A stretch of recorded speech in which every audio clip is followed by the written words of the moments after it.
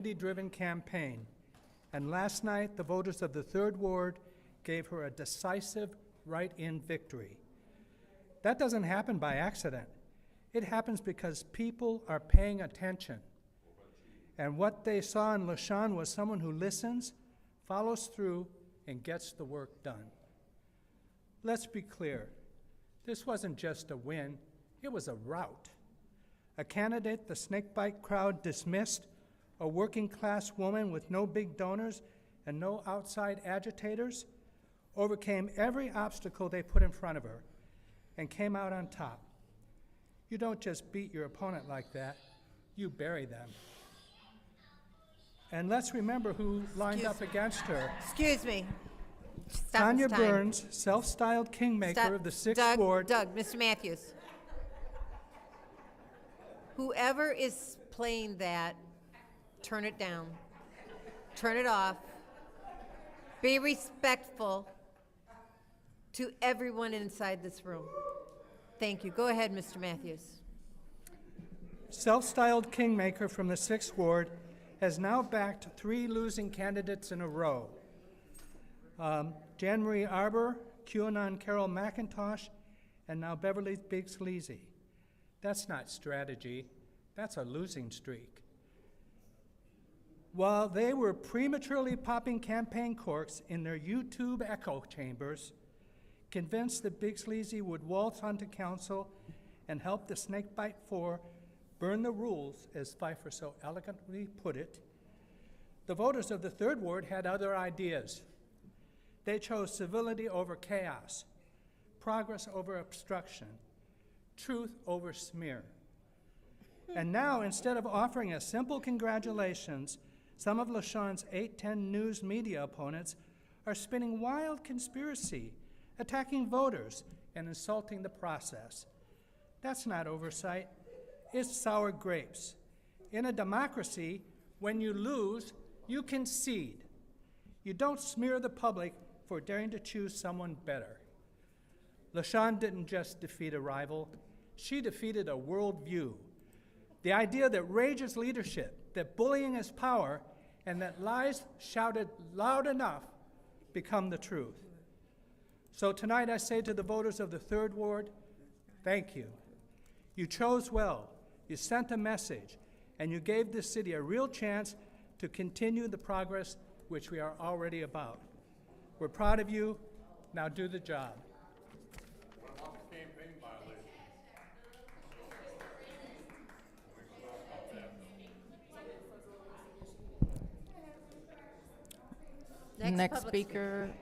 The next speaker is Rich Jones.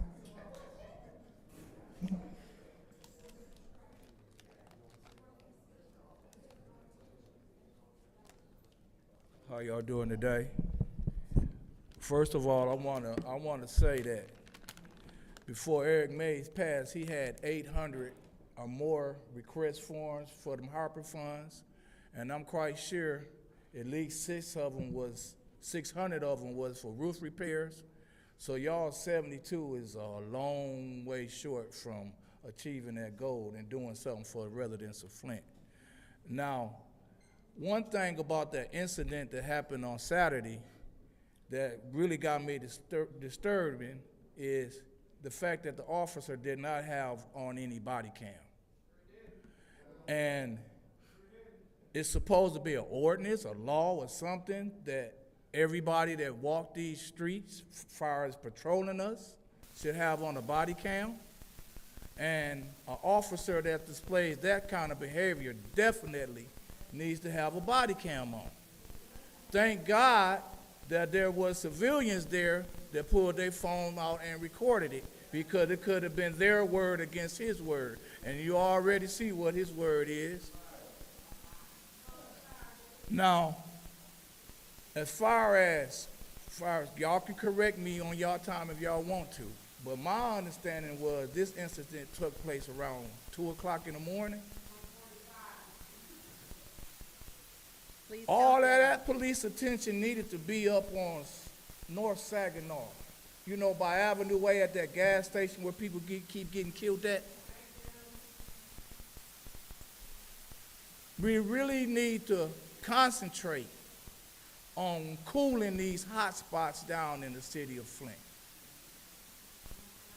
And it is what it is. They did what they did. It's out there. There's the receipts, it's clear. Please do what you can by calling a town hall, a special meeting, because this kind of behavior between the citizen and our police force cannot increase. It got to decrease now. And y'all got the power and y'all can do it. So thank you.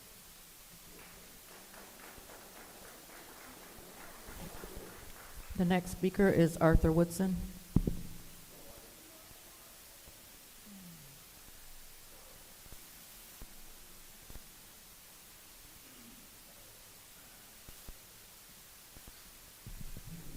What's up? Hey, let me start off by congratulating Clerk Davina Donahue. Job well done. Flint was the first to send the numbers in for the first time in I don't know how long. Let me say this. I'm not putting my hands up in the air if I haven't done anything and the police officers push up to me. I'm not driving 10-2 while sitting in the car if the police pull me over. Y'all know I don't give a damn about what I say, and I'm gonna say it here. Police officers, they originated during slavery, slave patrol. Every time I see one misuse and abuse their authority, I feel like they think that I'm a slave. I'm gonna beat their ass. That's what I'm gonna do. I am not my ancestors. I keep telling people this shit, man. I am not my ancestors. Liddell, Judy, Candace, Leon, y'all sit here every city council meeting with those same officers that was down there Saturday. Now it done spilled out on the street from y'all lawlessness. You weaponized them motherfuckers. You did. You did. And you did, Candace. Y'all never told them. Y'all allowed them to come up in here. Stillwell, I still want my lick back. When I see him, I'm letting you know. I don't care what you think it is, a threat or whatever. I get triggered when I see this shit. I have PTSD. I'm a disabled veteran. And this is one of the things that triggers me. I don't have any problems with police officers, but what I do have issues with is abuse of police officers that take advantage of a badge. What they were punks in high school. They got bullied, they got their ass whooped, and what happened, they got a badge and a gun, and now they run as a gang, and they think they somebody, but they ain't shit. I'm letting you know right now, God is my witness. I'm not putting my hands up. I'm not going 10-2. I'm not doing any of that. If you pull me over for a reason, I will oblige you. But if you doing what you did Saturday night, when did 2 o'clock become a curfew for adults to have to get off the street? When was an ordinance passed for them to have to stop cooking? They don't have to get off the damn street. What it is the white people downtown who call the black people hooligans. And they don't want black people downtown. And you can kiss my ass because I'm coming every day.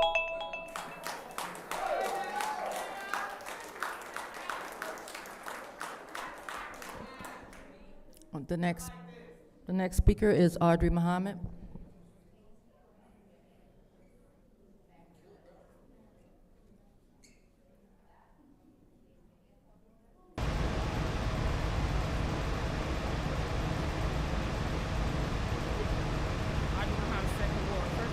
Start out by saying too, that house is still located in the 2nd ward until the new election come up for the 1st ward. So you should be talking both 1st ward and 2nd ward because it's located on Kniff. I know the boundary. Mic check. Still 2nd ward, so make sure you talk to both 1st and 2nd ward about what's going on over there. You know, we talk about the police brutality. I remember a young man by the name of William Taylor, that got killed back about 40-some years ago. He was 15 years old. They accused him of an attempt of breaking into an apartment. I remember he was 15, because I remember I was about 15 at the time. So it happened about 1980, 81, 82. Happened over there in that Selby Hood area, I believe it was. Look them up. I just looked them up and showed it to them back there. But I remember that incident. So this that's happening right now on our youth ain't new. I remember in 2001, my sister and I was attacked at a park by Flint City Police, where the police officer looked at her and told her, "You think you Billy Badass," and told her she was gonna whoop my sister. So she jumped my sister, but in turn, she got beat. And the only way that they got away with it was that the officer that was with her, who was arresting me, and ended up spraying mace in several people's faces.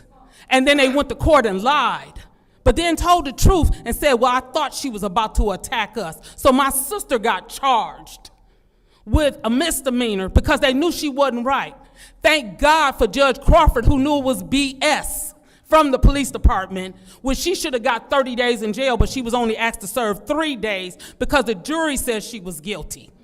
So thank God, but they broke her arm in the process. Look it up, 2001, June. Audrey Young, Catherine Edwards. Look us up. Yeah, so you all, and I still know the officers, and one of them right now is serving as a detective over in the police department.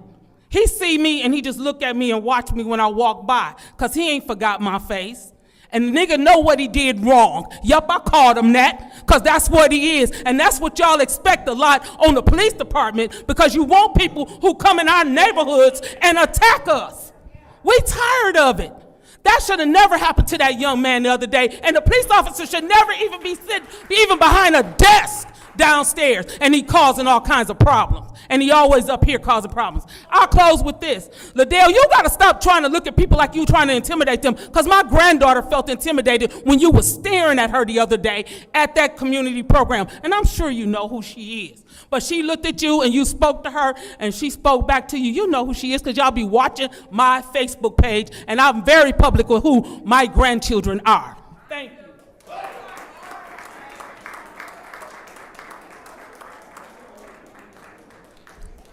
The next speaker is Leon Lawson III.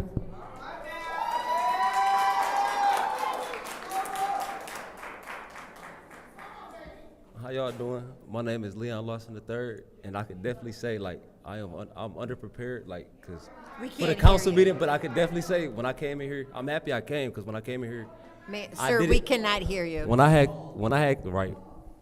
came in here, I was like I said, I didn't know about the council meetings for like 2 hours ago, so I'm very underprepared for it. But when I had came in here, I looked around and I seen that it was no youth in here at all, like my age, and we the main target, you know what I mean, when it comes to, you know, the type of stuff that he put the other day. And like, so I could tell you about the incident that I went through for the past 4 days. I was kidnapped and assaulted for transparently no reason, like literally no reason at all.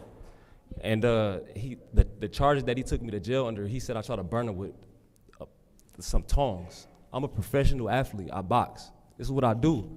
If I really wanted to assault that man, I really do this for a living. You know what I mean? And that goes to show that these police officers is doing nothing behind a badge.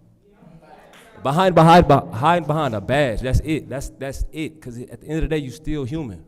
And I really want them to know that they not tough. None of that. They hide behind a badge. And they coming from Swartz Creek out of these outskirt towns, coming into our city, acting like cowboys. That it need to stop. And I'm not gonna lie, like I said, I'm underprepared, but I'm finna definitely start speaking at this type of stuff. You know what I'm saying? Like, for sure, I'm finna start a trend with this. I spent almost 3 days in the bullpen.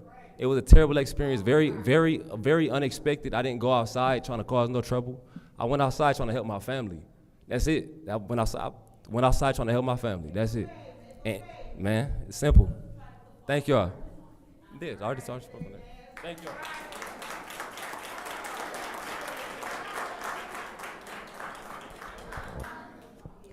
The final speaker for this meeting is Latrice King.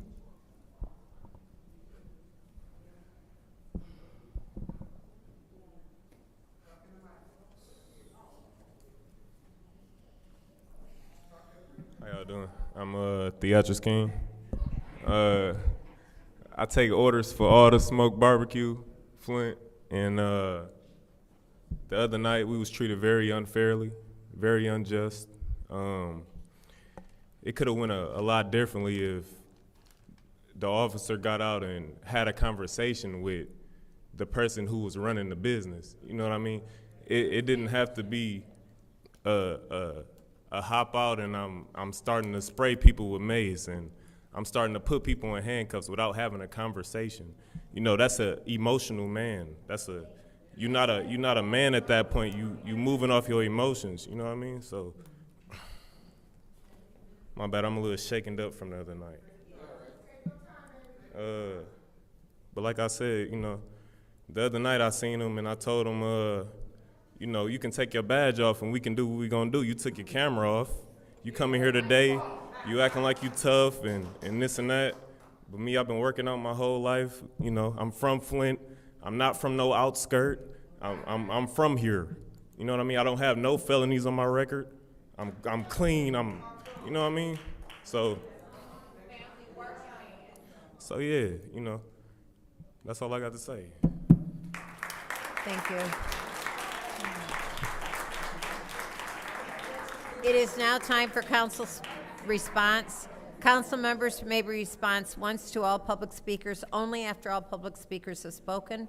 An individual council member's response shall be limited to 2 minutes. Is there anyone who'd like to do Madam a response? Chair. Go ahead. Thank you. So I'm going to speak on one topic tonight, and it's about the police. As a white man, and I don't bring race into anything, I try not to, but as a white man, society tells me I have to back the police, back the blue, no matter what. I can't do that. What I seen on Saturday and basically in the last 6 months, I think it's gotten really bad. We need, sir, I know what we need. We need a new police chief. I've been saying it for a few years now. When you drive down the street and you see blight, Chief Green is in charge of the blight officers. So when there's blight, that's Chief Green. He's not doing his job. When you see the highest murder rate in Michigan and second in the country, that's Chief Green not doing his job. When it comes to the police officers, there are good cops and there are bad cops, and I will stand behind the good cops 7 days a week. When there's bad cops, and I thank Prosecutor Layton for dismissing these charges, because in those cops, and one of them's back there now, they should be put on his Brady list. A Brady list is basically any cop that comes in with arrest on somebody, they get double scrutinized because they're corrupt cops.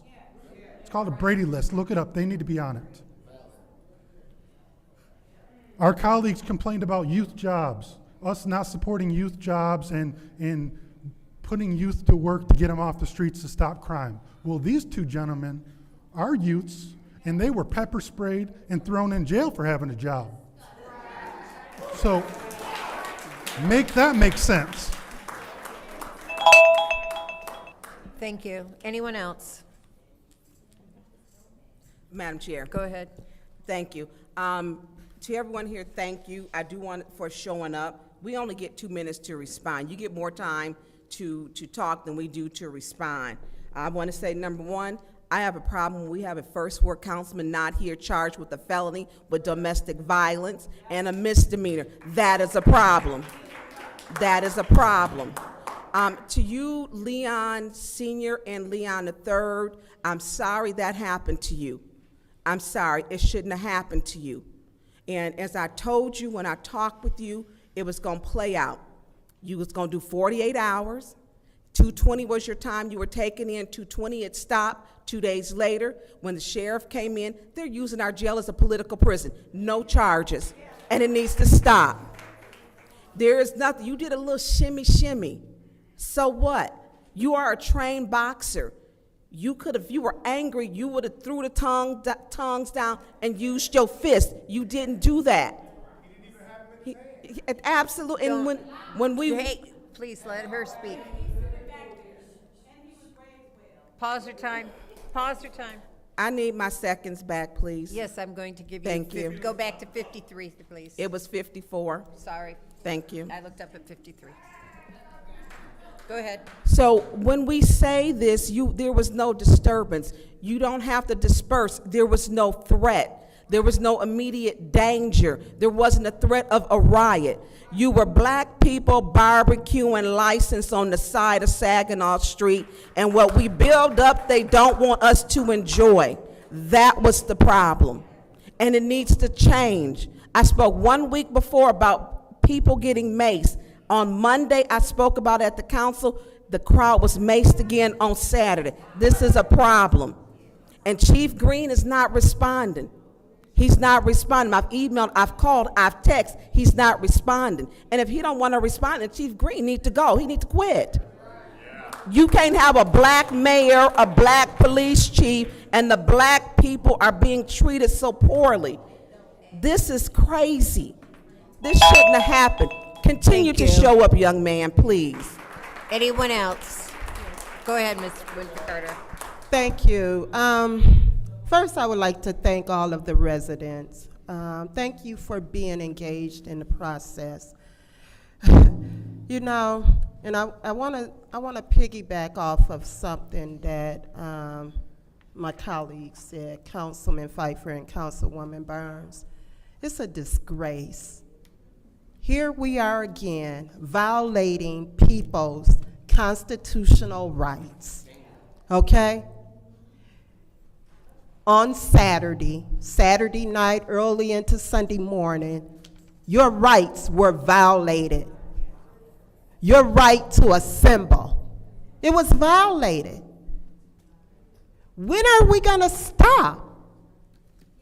You had white officers. That wasn't, you know what? That right there was racial. It was racial. I'm not going to even sugarcoat it. It was racial. It was racially motivated.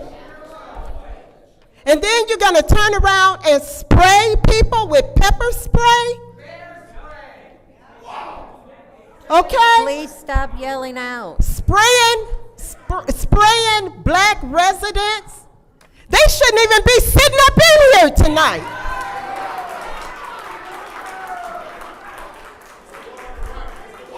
They shouldn't be. And then you got a mayor that hasn't even spoken out about it. You got a police chief that hasn't even spoken out about it. Please stop yelling out. I'm appalled. I am so over it. It's wrong. It's a disgrace.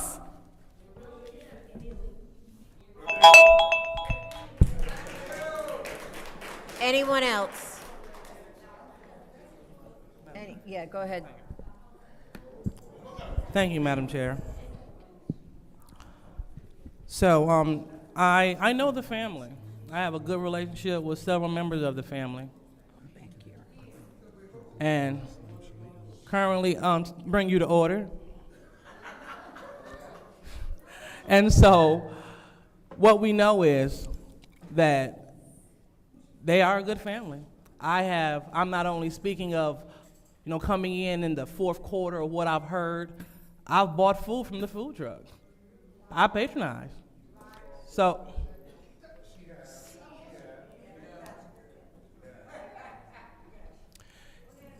anywho, what it boils down to is this. Currently, we have a situation where we have our internal affairs where they are actively investigating this.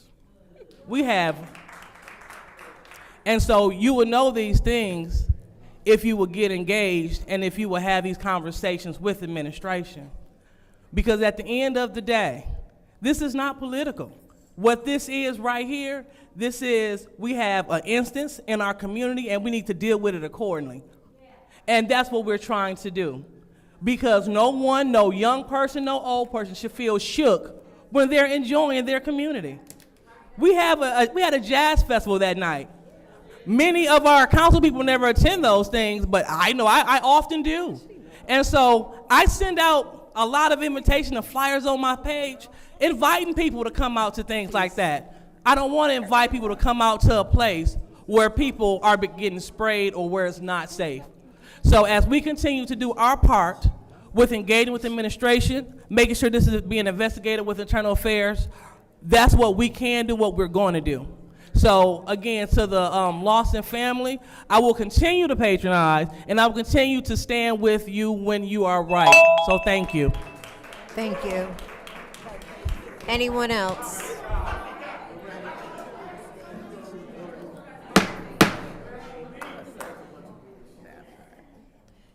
Anyone else from the council would like to do council response? Okay, seeing none. Go on to the consent agenda. I'll entertain a motion. Madam Chair, Go ahead. I'd like to make a motion to approve the consent agenda. There's a motion on the floor from the Congresswoman, from the councilperson in the 7th Ward to approve the consent agenda. Is there support? Support. It's been supported by the councilwoman in the 2nd Ward. Is there any separations? Madam Chair, Go ahead. 250176, Okay? 250182,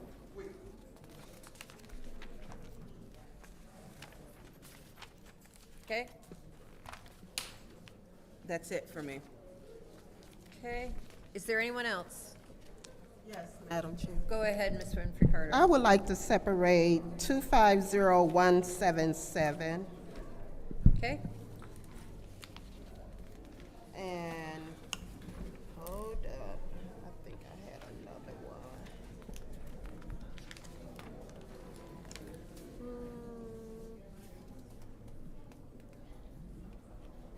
Let me see. I had a question about that one.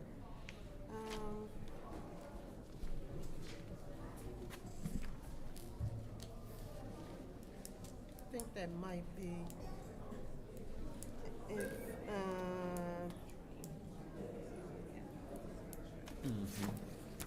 might be it for now. Asking people to be, wait a please minute. be, keep your conversation down to a minimum. It's hard to hear up here, even if I'm sitting next to her. Our clerks have to hear as well. I think that's it for me right Okay. now. Is there anyone else? Are there any other separations? Madam Chair, Go ahead, Mr. Jarrett. I'd like to separate on page 4, 250218. Okay? I would like to separate on page 5, 250223. Okay?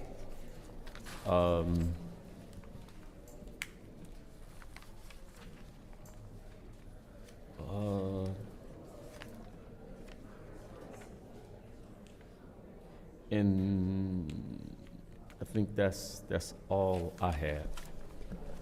Are there any other separations? Madam Chair. Go ahead. 250240. Okay?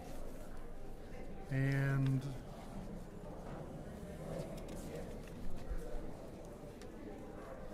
did you separate Once 198? again, I'm asking that Separate 198? that the members in the attendance in the audience to please keep their voices down. It's very difficult to hear. On page 3, 250198.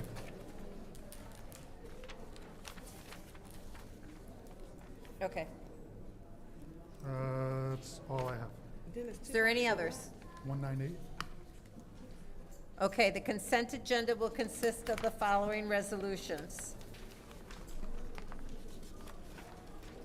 250220, settlement Barton versus Neely, case number 223. Madam Chair, No, that one was separated. separated. That was separated? I missed it. Okay, thank you. That's why it's important that people keep quiet. Well, I would like to separate that. It's all right.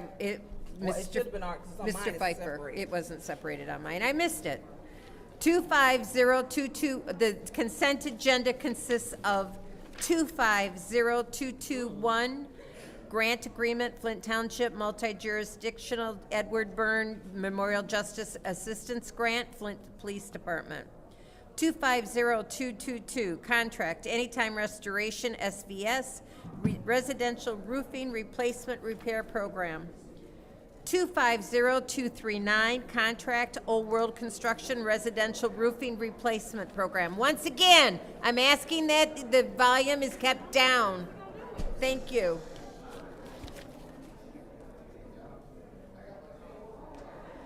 250250, change order, Mike and Moore Construction lead-based paint hazard control abatement services.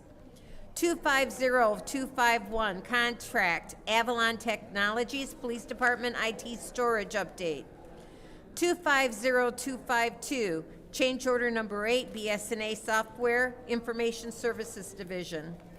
250253, Mobotrex LLC, Eagle Signal Repair Parts and Supplies. 250254, DH Tree Transport LLC, Water Pollution Control Sludge Hauling Service. 250255, Modern Industries, Ready Mix Concrete, Department of Public Works. 250256, Dell Marketing, Microsoft Licensing Renewal. 250257, Ace Saginaw Paving Company, Asphalt Paving Materials, Department of Public Works. 250258, Grant Acceptance, Home ARP Funds Amendment, Home ARP Allocation Plan, and add-on number 1. This is the vote to send the consent. Point of order. Yes. Never mind.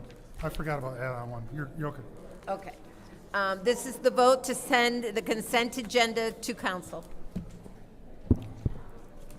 Okay, Madam Chair, I do have to say I am having a difficult time hearing because I absolutely did not hear the first separation, and I'm asking now, did you separate the add-on, or you just clarified that it was? No, it wasn't okay. separated. So, yes, if the attendees could, because I'm definitely having a hard time hearing, and we want to make sure that we record these responses correctly.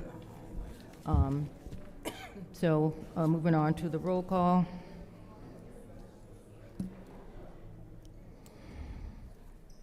Mr. Alamin is not in. Dr. Lewis? Yes. Ms. Priestley? Yes. Ms. Winfrey Carter? Yes. Ms. Burns? Yes. Ms. Mashat? Yes. Mr. Pfeiffer? Mr. Jarrett? Yes.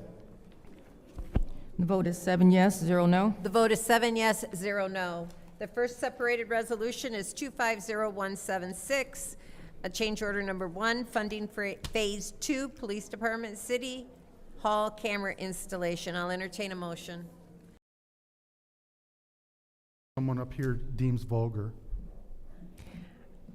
Was there a ruling as to what word was out of order through the chair? She's just waiting for my time to expire, so she's not going to answer. Madam. All right, thank you. It is now my turn to speak. Per the council rules, any language that is deemed vulgar, as I am the chair, that is my discretion. This is not unprecedented. We've said several times before that we need to be careful of cursing language and any language that will incite violence, incite any kind of issues. And so my ruling is that he is being vulgar and he is out of order. It is my discretion, and I took the floor. Thank you. This is the roll call vote to overturn the ruling of the chair.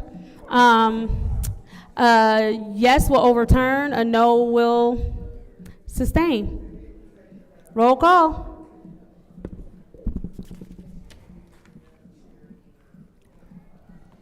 Mr. Alamin is not in. Dr. Lewis? No. Ms. Priestley? No. Ms. Winfrey Carter? Yes. Ms. Burns? Yes. Ms. Mashat? No. Mr. Pfeiffer? Yes. Mr. Jarrett. Yes.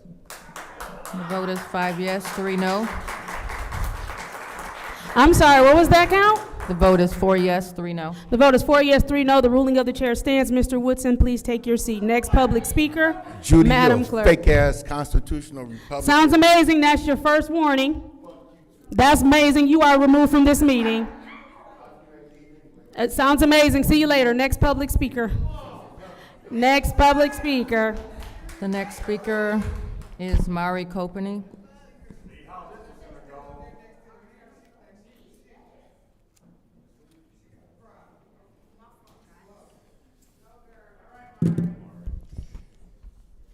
Spent quite a bit of time downtown this past weekend. Friday during Art Walk, you could see sheriffs posted on every single corner. Saturday during Drop Fest, there was also a huge presence of sheriffs. Flint and UFM police downtown to ensure the community felt safe, but yesterday was a whole completely different story. The police presence outside of the fashion show was almost non-existent. You can say that the shooting, which claimed the life of a girl that was my age, was an isolated incident. But if you were down there yesterday, there was multiple fights, shots fired, guns, and people drinking alcohol. I'm disappointed in my city leadership. The mayor, Chief Green, and Sheriff Swanson. Where was the curfew? Where was the sheriff that were paid $1.2 million not even 2 weeks ago to continue and expand Operation Arrowhead?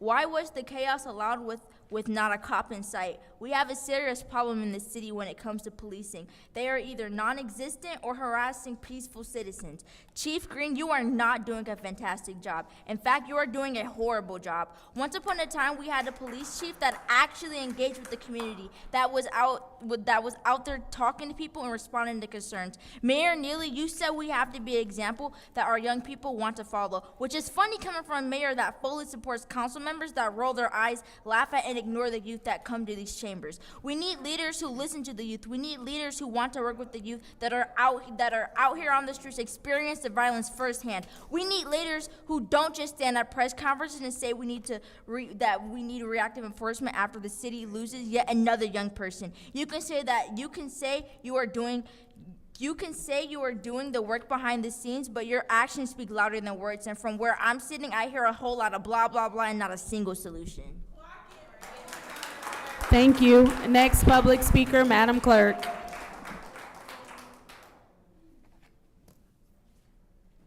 The next speaker is Keelani Copany.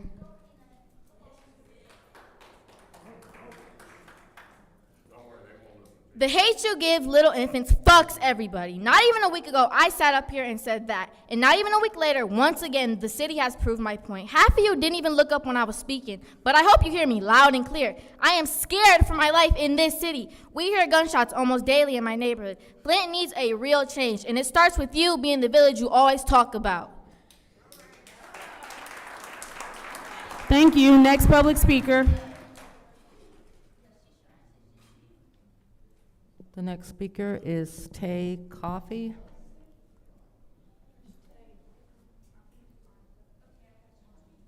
Next public speaker. Oh, he's here.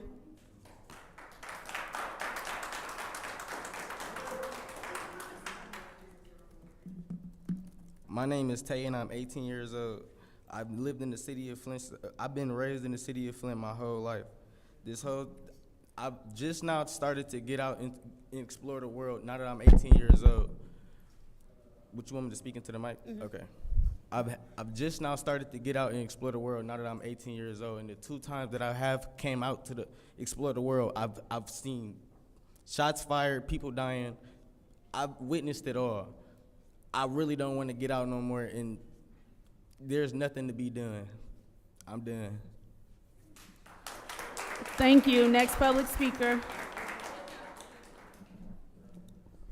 The next speaker is Gladys Williamson.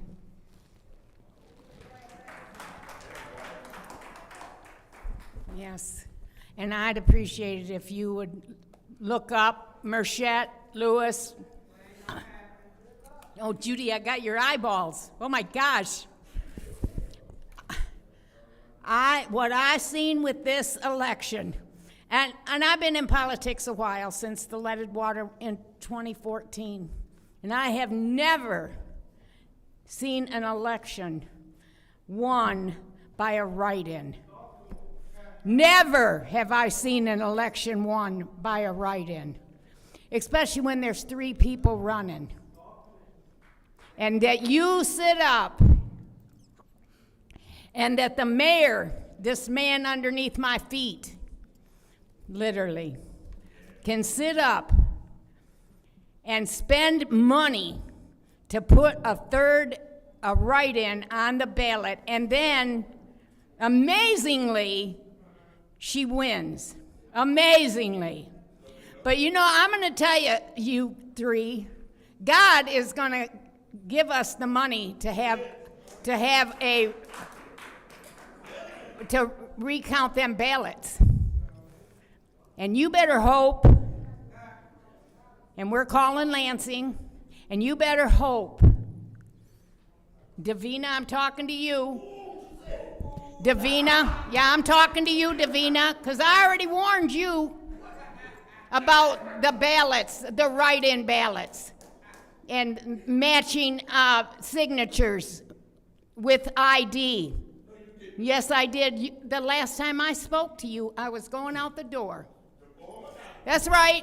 That's exactly right. And you better hope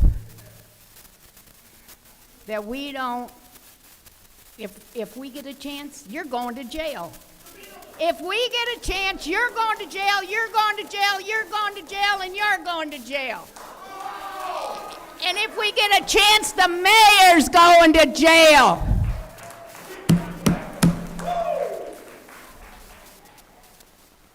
And I just pray, where's that woman that's an illegitimate city council woman? Where's she at?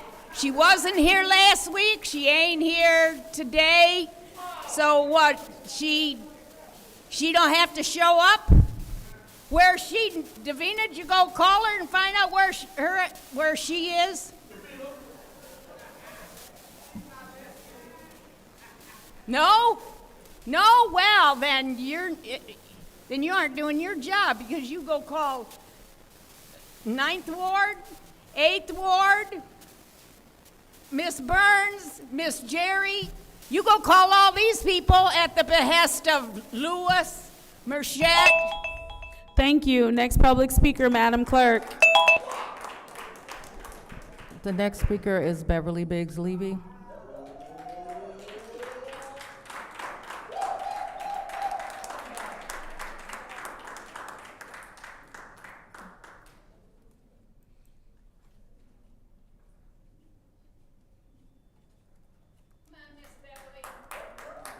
My name is Beverly Biggs Levy. I won the 3rd Ward. I just want y'all to let you know, I am filing a lawsuit.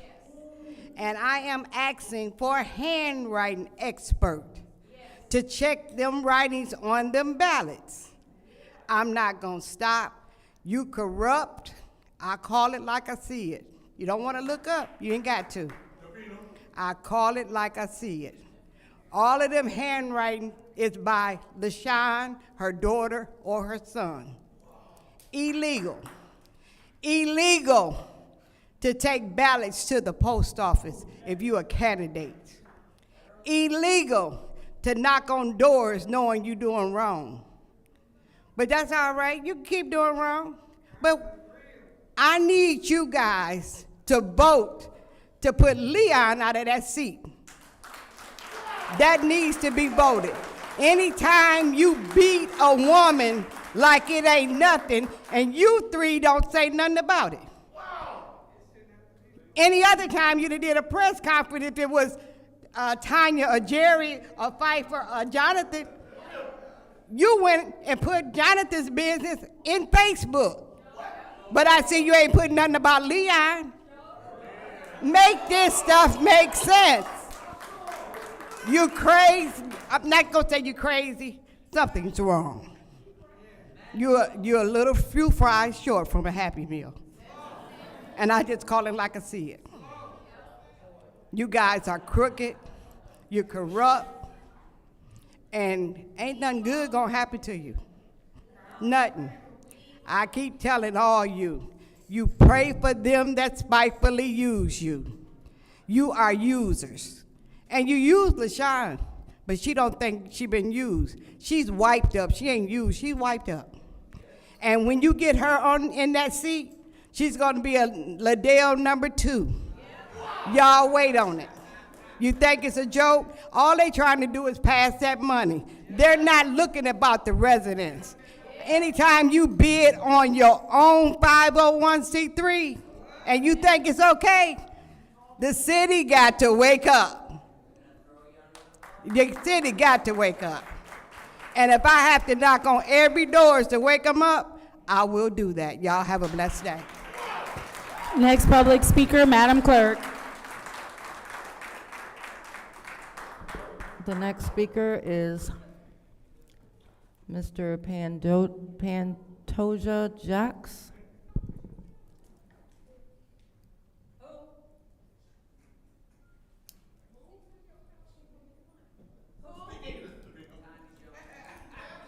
Pantoja Jacks.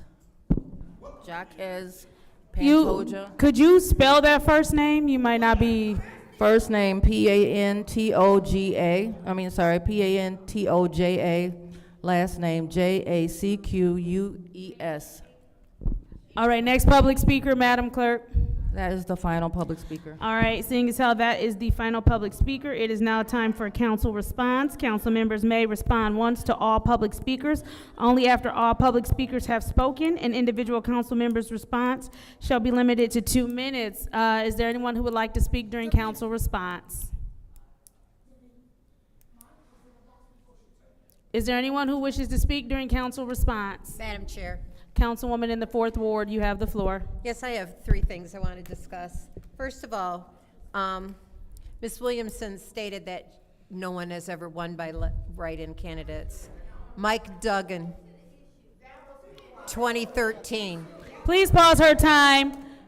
We're not going to have yelling out. She gave everyone an opportunity to speak. She now has the floor. It is her time to speak. Go ahead, Councilwoman Priestley. And won the primary and the general. Brian Barnett, Rochester Hills Mayor. Please pause the time. It's her turn to speak. She has the right to respond to any and all speakers during her time. There is not a back and forth. You had your time. Go ahead. Winning 3 mayoral elections in Rochester Hills via write-in campaigns. And then our councilman in the 3rd Ward, our new one, LaShawn Johnson, won by 97 votes. Bullshit. Also, I find it interesting that someone who's calling for law and order, and I do agree with that, it's terrible that kids are dying in the street, but called in a bomb threat and was expelled from Grand Blanc schools. Also, another person who's saying things are illegal has a $25,000 restitution due for food stamp fraud. Thank you very much.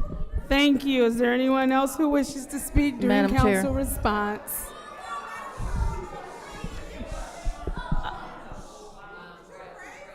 Madam Chair. I'm sorry.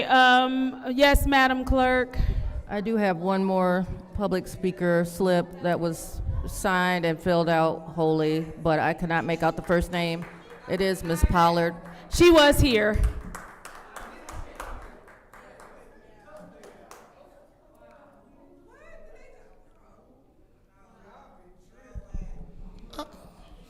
Please start her time. I want to thank. You have to pull the mic down. I want to thank everybody who sent text messages, calls to my cousin. That was my little cousin who was trying to enjoy her life here where she lived at. That's my cousin, baby daughter. She turned 18 in February of this year. Now her life is gone. We need to do something about this violence if y'all gonna have this curfew, but I want to speak on Saturday. Every police department on Saturday was up there. What happened to Sunday? I appreciate the ones that reached out to us. It's killing me inside because that's the second cousin that got killed here less than a month. But we're going to get justice for her. Because her daddy and them was everybody was down here. My whole family was down here enjoying. My other daughter was even in an event that was down here. That is sad that people had to run for their life. Y'all got it where people don't want to come. Some of these parents, y'all got to do better with your kids. Control your kids. Because the innocent girl, which is my cousin, we don't know what her future was going to be. Everybody spoke highly of her, know her personally. She's gone. Gone. I'm here to ask y'all, it's about the city. It's not about the council people, what you got going on. It's about taking care of us because these people all pay their taxes faithfully, and the ones that don't, whatever they give you, they can give you what they got. Do better for Flint, because Flint gonna come back. The devil is a lie, but my family is really hurting behind this.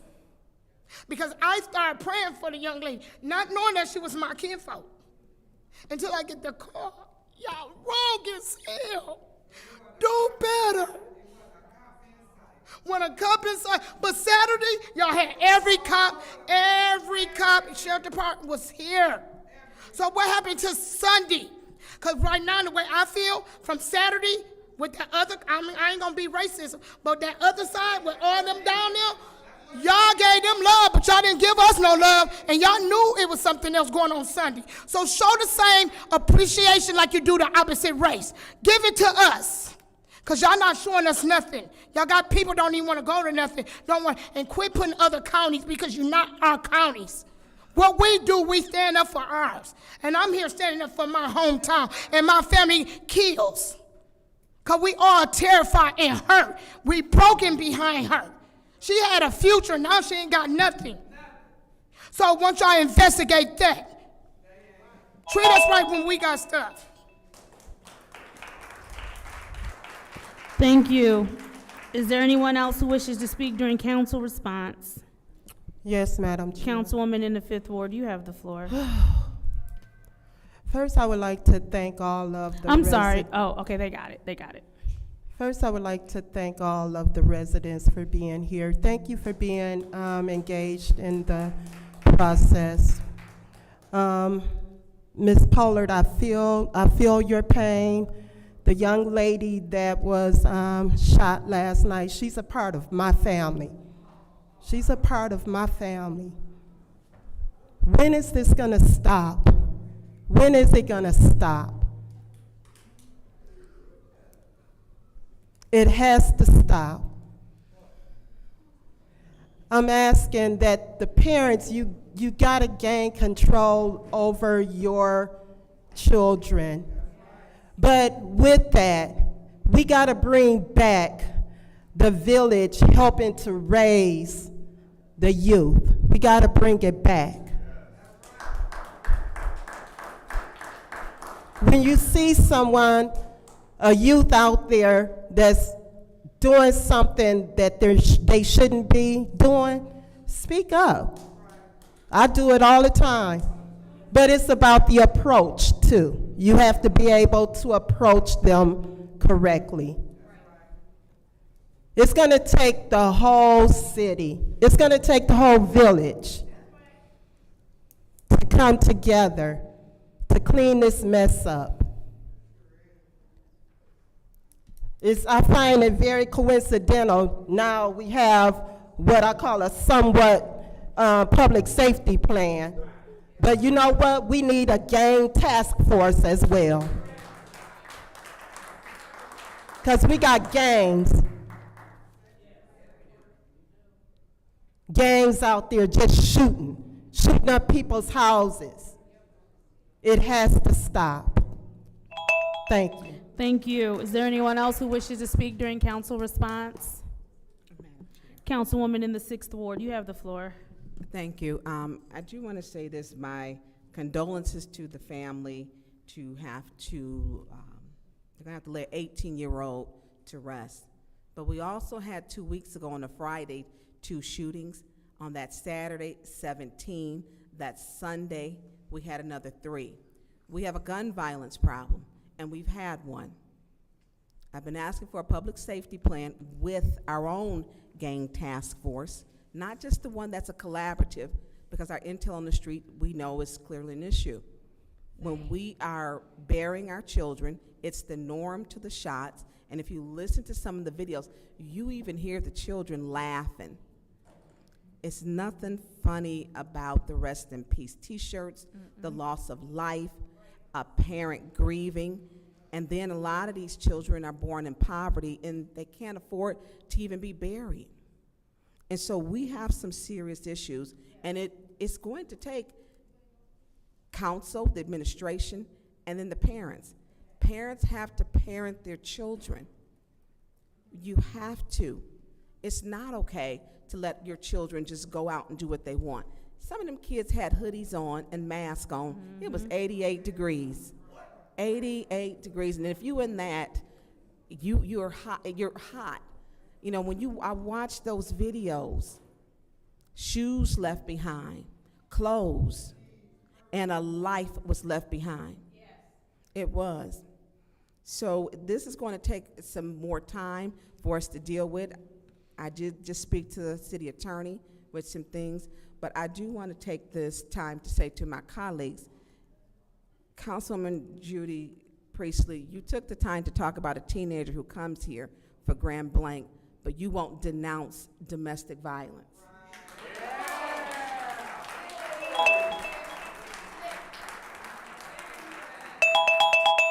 Thank you. Is there anyone else who wishes to speak during council response? Councilman in the 8th Ward. You know, living in Flint is a lot. Being up here is a lot. I couldn't imagine having a member of my family shot in the streets.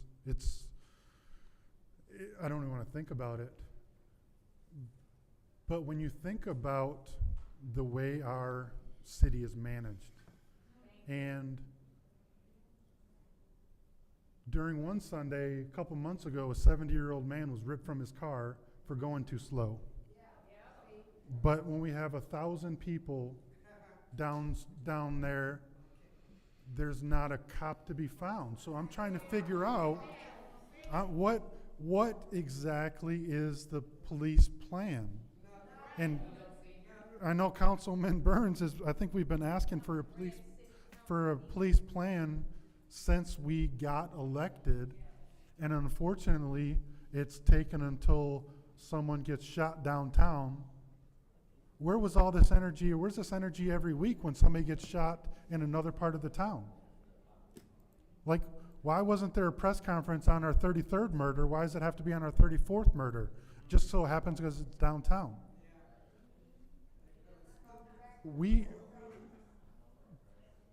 And I hope that there is a serious plan put forward. The press conference isn't the plan. Where is the plan in writing, and how are they going to address it? They need police that are in the community talking to people, doing community policing, and then they need a gang task force where it's needed. You don't need a gang task force where you need police that should be community policing, right? There's two different mindsets.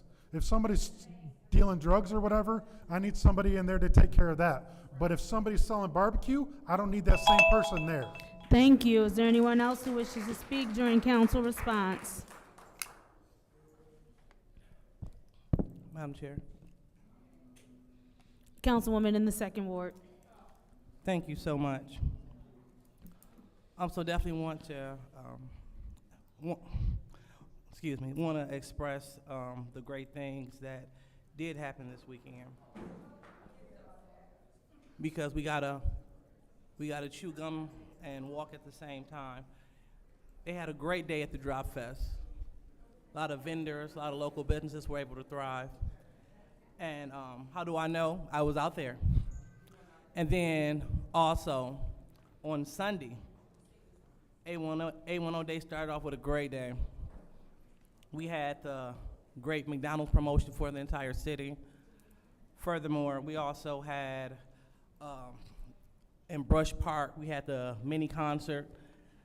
It was definitely a great day until we were met with drama. And so it is our job as council members not to just talk about it, but to get into action. We had several council members state that they will not work with administration. We need to work with everyone, administration, residents, to prevent this. Things are definitely preventable, and it's things that we can do. We can promote organizations that are doing the work with these young people. One organization is Faith Foundation Resources. Another one is Involved Dads. Another one deals with Dante Lott, Men Motivating Men. Every Thursday, they have a session from 6 p.m. to 7:30 p.m. It should be standing room only. It should be a waiting list. They have things and resources to help our young people. It is up to us to take advantage. So all of us can do something, and we should do just that, something. Thank you. Is there anyone else who wishes to speak during council response? Seeing as how there's no one else who wishes to speak during council response, I will go ahead and take my time. I first want to extend my heartfelt condolences to the family who is experiencing this great loss. Please pause my time. Please pause my time. So regardless to how you feel about me, I'm taking time to give reverence and respect to the family. And so while you all want to be rude when it comes to me, the least you could do is respect the family.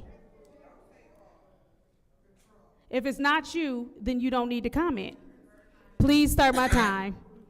I have a note from a parent who was frustrated and said, to truly help, you almost have to be in the position of a battling mother. I've considered and still often consider taking on this fight, but I believe God hasn't fully aligned it for me yet.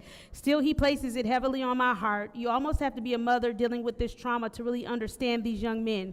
They join gangs and cling to friendships with the loyalty and strength of a brotherhood when in reality they are broken, hurting, and weak inside. I face this battle every day while also learning how to fight it because I didn't put my child in this situation. My role is to be patient, to remain his rock, even when he makes difficult choices, and to teach accountability along the way. I have a son who cries almost every day, grieving the loss of so many friends and feeling the pressure from others to do something about it. Thankfully, he no longer hides these emotions from me. We spend more days crying together than anyone will ever know. It's not about pity, it's about giving him a safe place to open up without judgment. Learning how a young man's mind works has been a true battle for me, but it's one I wouldn't trade for the world.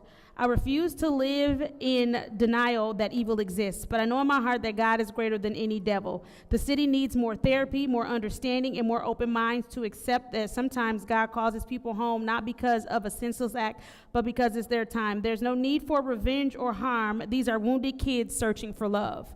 And so we give these kind of messages from mothers and parents alike.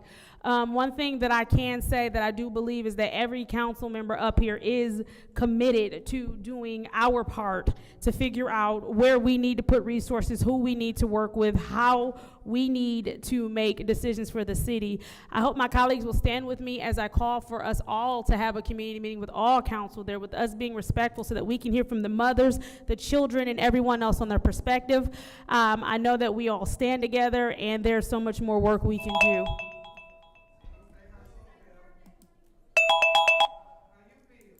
Please stop yelling out.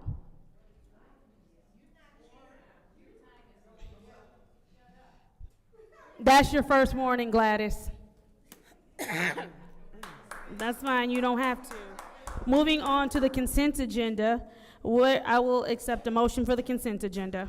Madam Chair, Councilwoman in the 4th Ward. motion to approve the consent agenda. There's a motion to approve. Excuse me, send it to council. To send the consent agenda to council. Is there support? Support. Moved and properly supported. Are there separations?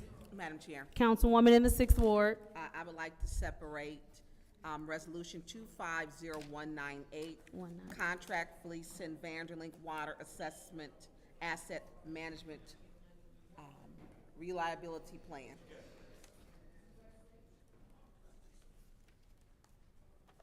Are there any more separations? Councilman in the 8th Ward. 250223. Are there any more separations? Seeing as how there are no more separations, the consent agenda will include 250248-T, which is the Consumers Energy Electric Facilities Easement, 2301 University Avenue, and 250249-T, Consumers Energy Electric Facilities Easement, parcel number 41-19-401-024. Roll call, Madam Clerk. Dr. Lewis? Yes. Ms. Priestley? Yes. Ms. Winfrey Carter is not in. Ms. Burns? Yes. Ms. Mashat? Yes. Mr. Pfeiffer? Yes. Mr. Jarrett? Yes. Mr. Al-Alamin is not in. Ms. Winfrey Carter? Yes. Vote is 7 yes, 0 no. The vote is 7 yes, 0 no. Consent agenda passes. Moving on to resolution 250198-T, which is the contract for Place and Vendor Brink Water Assessment Management Water Reliability Plan, Department of Public Works, Water Division. What is the pleasure of the body? Madam Chair. Councilwoman in the 6th Ward. I'd like to send, I don't even have the resolution, that resolution to council. There is a motion to send this resolution to council. Is there support? Support. Moved and properly supported by the councilwoman in the 4th Ward. Is there discussion? Madam Chair. Councilwoman in the 6th Ward, you have the floor. I will not be supporting this because this is a part of what should have been in our administrative consent order, which was passed without any council members being allowed to speak on it on September the 23rd, 2024. Also, this is a part of the Arcadis report, and I just don't see, for me, I will not be supporting this. A lot of these things should have been discussed before the ACO administrative order consent was completed, and I don't even believe we got, through you to Scott Dungy, if you could have him come up. Mr. Dungy, will you please join us at the lectern? Mr. Dungy, I know that you're on the way. I do not have my laptop, but do you have a copy of, because we asked during budget time, the projects that were completed, where they were at, and because these are the same projects that were on the water optimization plan and the administrative consent order. I didn't get it updated. Do we have an updated spreadsheet? I can get you one. Okay, well, now's the time we're getting ready to vote on it, Mr. Dungy, so. Well, I've updated it, but I can get it to you. Okay, well, at this time, I will not be supporting this. Thank you. Thank you. Is there anyone else who would like the floor in the first round of discussion? Yes. I believe it was provided via email. Did you send us something via email? He said he don't have it to update him. He could get it. Yes, I'd have to get that to Mr. Edwards to get to you. So what was provided via email? The Arcadis study. All right, Councilman in the 8th Ward, you have the floor. Good evening, sir. How are you? Great. And yourself? What other dollars are we going to have to spend because of the ACO? Are you aware of any? Are there any other So reports? right now we have Any other projects? So we have the Cedar Street project going, but that's paid for through the ARPA. Is something wrong with that? I'm not sure of all of the. I'm not sure of all of the expenditures. I mean, I'm just dealing with the water plant itself. Okay, through you to Clyde Edwards. Mr. Edwards, if you could join us at the lectern, please. I think they fixed the buzz, but now we can't hear. No, they are not. They're just not speaking into it. You might want The to two big items that I do know of are the Northwest Transmission Main and that Torrey Road booster station.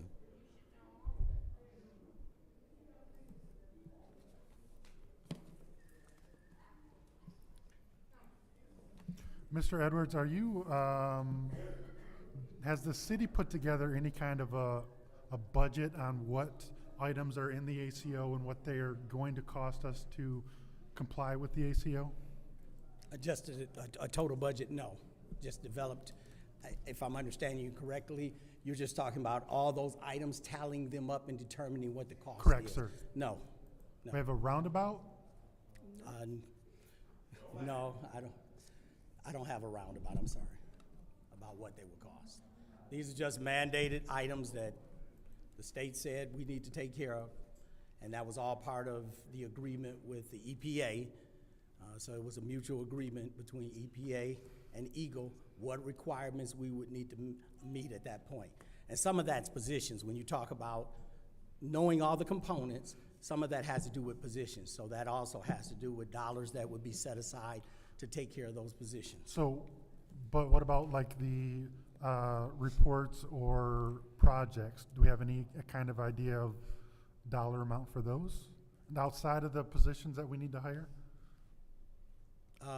No, I guess it's something that could be put together, but no, I don't have anything, we don't have anything already Like constructed. I'm just trying to figure out, Mr. Edwards, how many more $136,000 things are gonna come before us that are gonna be because of the ACO?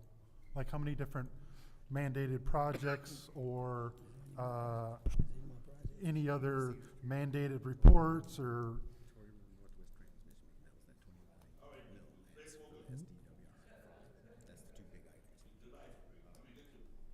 Yeah,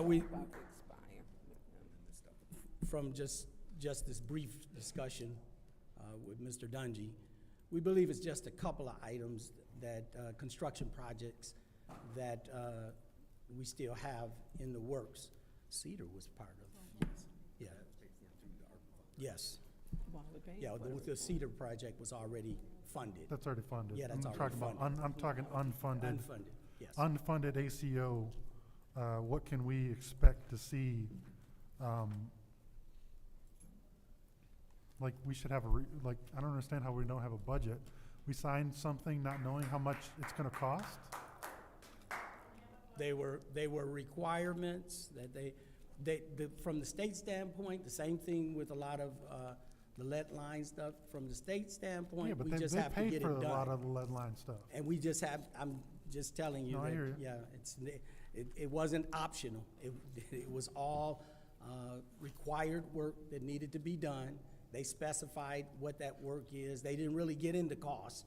That wasn't part of the requirement to have a discussion about cost. It was about meeting this requirement so that our water distribution system comes into full alignment with what the expectations are for water system, delivery systems around the state.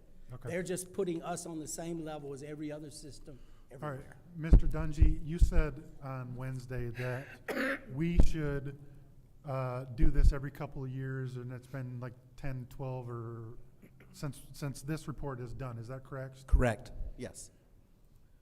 What other things are we not doing that we should be doing that are unfunded? I know it's a broad question, but if we're not doing as simple as this, what other things are we neglecting that's going to come back and get us in Thank 10 you. years? Is there anyone else who wishes to speak during the first round of discussion? Councilman in the 9th Ward. Thank you. Through you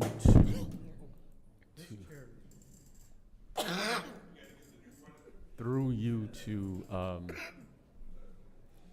Mr. Edwards.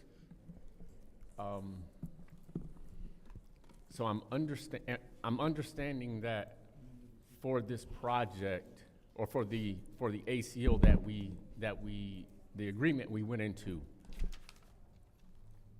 we don't have a budget per se. Is that to say that we haven't given thought to what this agreement is going to cost us?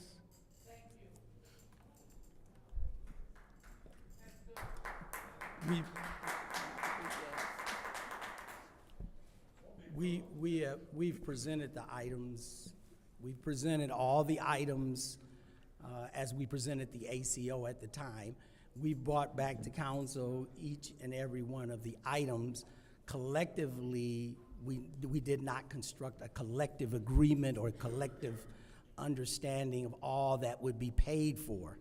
We presented to you, as I just said, items in the ACO were not priced out even with Eagle at the time. These were just looked at as we are a local distribution system required to meet their obligations or requirements. And so that was spelled out in the ACO. That went on for 2 years, even constructing the ACO to determine what is it that we're going to have to do to be fully in compliance so that the EPA would agree and Eagle would also agree. And I'm hearing that. I'm just having difficulty with how we would manage a project and not assign cost to the things that we are going to be required to fulfill. So as it relates to what's before us today, this is part of what we agreed to last year when we signed the document, right? Or is this come about as somewhat of a surprise to us that they're asking for this? No, it's part of the ACO, and it was part of the original Arcadis report, which outlined, as we always say, that it was the Bible of this whole water distribution, being compliant with water distribution services in local government. So for the information that was provided for us last week, in a very efficient manner, thank you, sir, for doing so the next morning. That is a report similar to what we're requesting in this resolution, correct? Yes. Okay. And having gone through that process then, we had to pay for that one too, right? Wind Fund being paid for that at the time. Did Wind Fund reimburse us for it, or they sent the check directly to the vendor? Wind Fund was all reimbursement. Everything about the Wind Fund was reimbursement. We had to pay for it first. And that's what I'm trying to understand. So though it was several years ago, we probably had an idea that it's going to be, high 5 figures, if not 6 figures, to reproduce this report. And I'm still just trying to tie together, at what point do we say this is going to be an expense to us, so let's document it somewhere and not have it just be about a resolution that we get passed.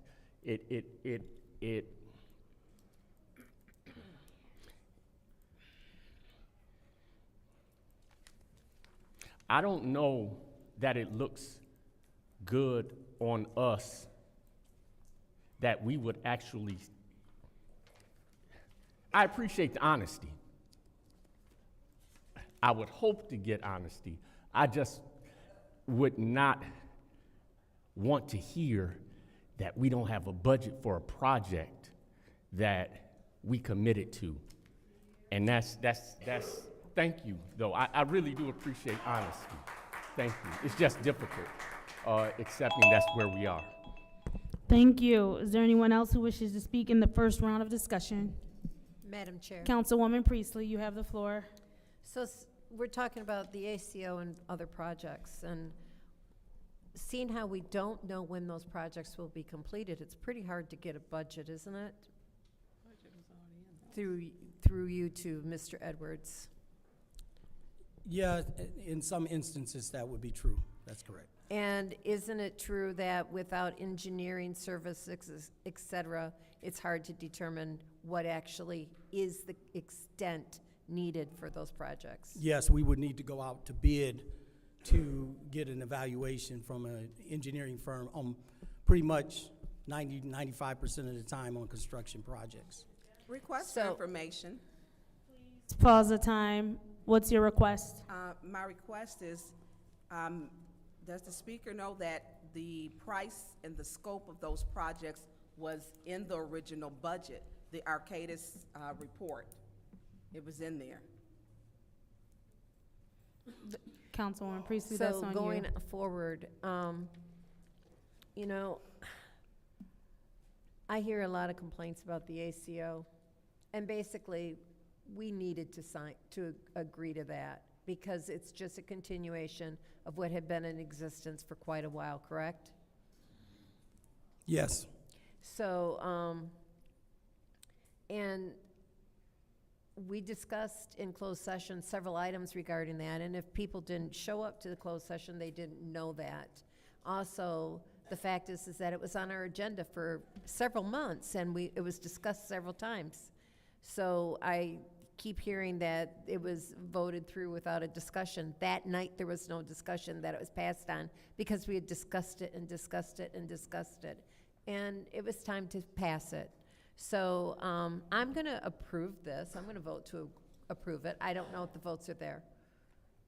But I think that there are members on this council who are having interests that are not necessarily the same as mine.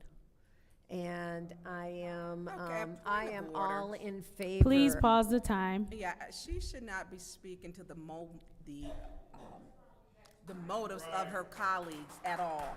She should not. I don't- That is Robert's Rules 43.21, where she just stated her colleagues who didn't have the same interest. Or you can't speak to what our interests are when you didn't even know that the price was in the budget already. So anyways, I want to make our water system good. I want to make it better.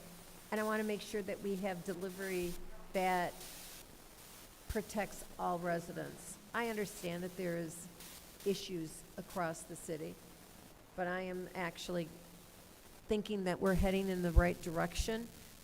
As I spoke with Lee Zeldin, the head director of the EPA, when he came to town, I said the biggest question is, how do we get the trust of the residents back? And I said, that's what we need to show and do, whatever way we do, whatever way we move forward. And he could understand that. Ma'am, you are concept. already on your first warning. Stop yelling out. So I'm in favor of anything that improves our water. Thank you. And our delivery system. Is there anyone else who wishes to speak in the first round of discussion? Yes, Madam Chair. Councilwoman Winfrey Carter, you have the floor. I have a question through you, Madam Chair, to Mr. Dungy or Mr. Edwards, whoever can answer. When is their contract up? Fleece and Vanderbrink? Yes, Well, that's all related to when we can get enough staffing to relieve them. but aren't they already on a contract?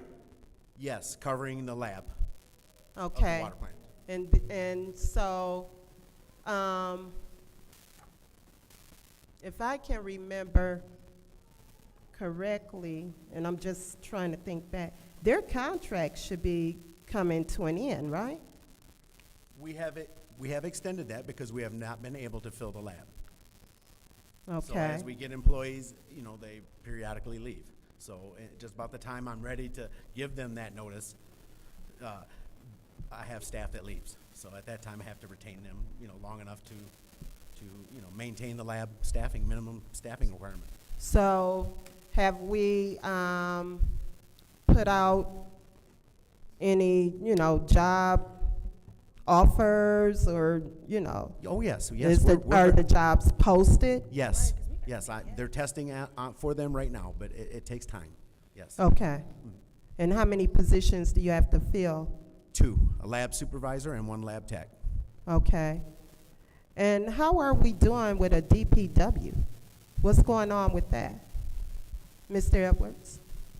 We have, currently, we have one deputy director. His name is Marwan, and he just started. He's working with the 2 plants, with the water plant and the WPC. And we're in the process of getting a second one who will be handling the water service center and streets. Okay, but don't we need to fill that DPW position? The director itself, at this point, we're just trying to make sure that we got the right kind of coverage. The people are coming, the 2 deputies, they will come with the certification on both sides, and that's what we're focused on right now. Okay. Now, getting back to this resolution that we have here. I've read that Arcadis report, and everything was pretty much already planned out. So why are we trying to come up with another plan? We only have, maybe three more projects to do, right? How many more projects do we have? Yes, we have the two Cedar Streets, one Cedar Street, it's the pump station and the reservoir. Then you have Torrey Road. Right. And then the Northwest Transmission Main. And then just this asset management is a big one. This is the financial portion of it. So over the last 8 years, we've done all the technical, fixing the equipment and stuff of that. We have a few that we have to do, but a lot of it is positions and SOPs from the Water Service Center. Okay. If I may, this plan is, that they're asking for is a comprehensive understanding of all the work that we put together and done to this point.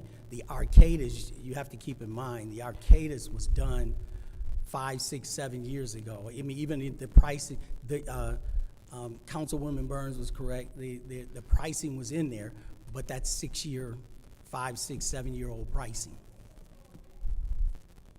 So with that, and I think you should have used that Arcadis report as a guide, and with that, you probably should have built in a budget as far as all of these different projects. I mean, I know that it has the budget in there, but knowing that things are gonna increase and stuff, you should have been keeping up with that and maybe, building an increased budget for what we need in the future. I probably would add to that, there's merit to what you're saying, Councilwoman. However, the technicality of all of this stuff, COVID, it changed the dynamics. It really changed the dynamics considerably of Thank cost. you. Thank you. Is there anyone else who wishes to speak in the first round of discussion? Is there anyone who wishes to speak in the second round of discussion?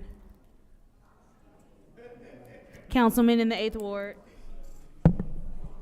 Mr. Dungy, just going back to my first question, what other things are we not doing that we should be doing?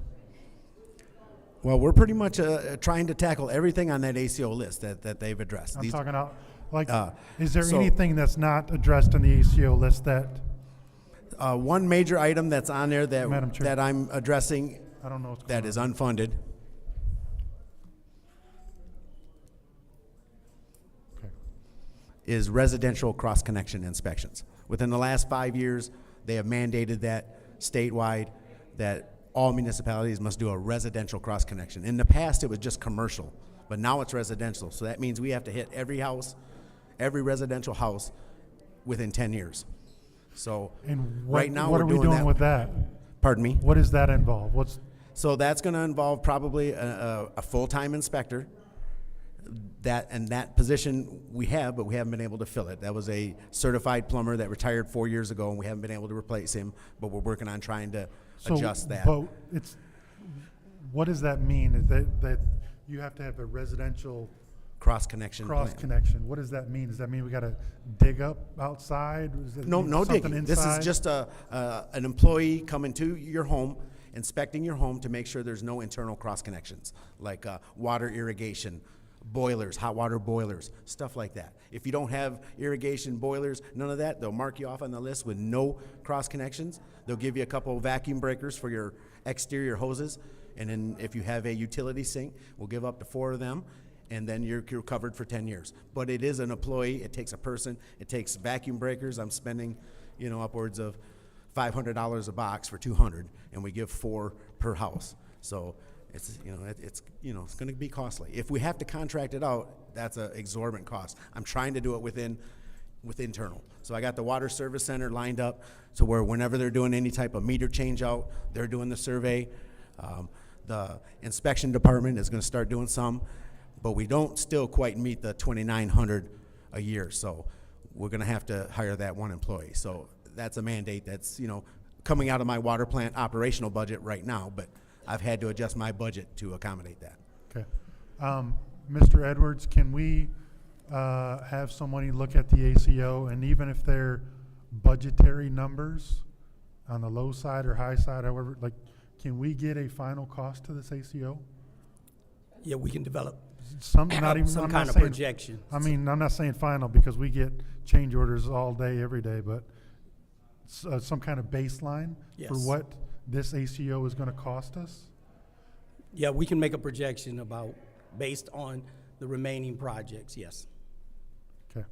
What, I'm gonna kind of cross over, shoot. I got 10 seconds left. Is the 750 able to use the professional services that we have allocated, able to pay for this? Thank you. Is there anyone else who wishes to speak in the second round of discussion? Madam Chair, Councilwoman Burns. thank you. So, Mr. Dungy, you said you would get us a spreadsheet, which I think we asked for before. And I do understand, Mr. Edwards, that, of course, when it was done, that the price did go up. But if we don't even know which projects need to be exactly completed, then it makes it difficult if we're approving something. I understand with getting the licensing that Fleece and Vanderbilt do have covers the city, but I think we have another part that when we talk about what's in the ACO, we did not really do the planning that should have been done.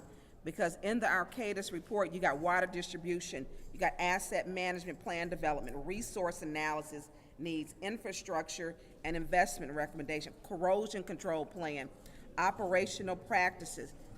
And all of these things are in that. I've read it. I read and wrote sticky notes and notes on it, and I know it's a lot. This to me with the water almost, when we're talking about it, because I think we need to be transparent, people have a trust issue with this, and just now thinking maybe it's something we need to have, listen to what the public, because the public was poisoned.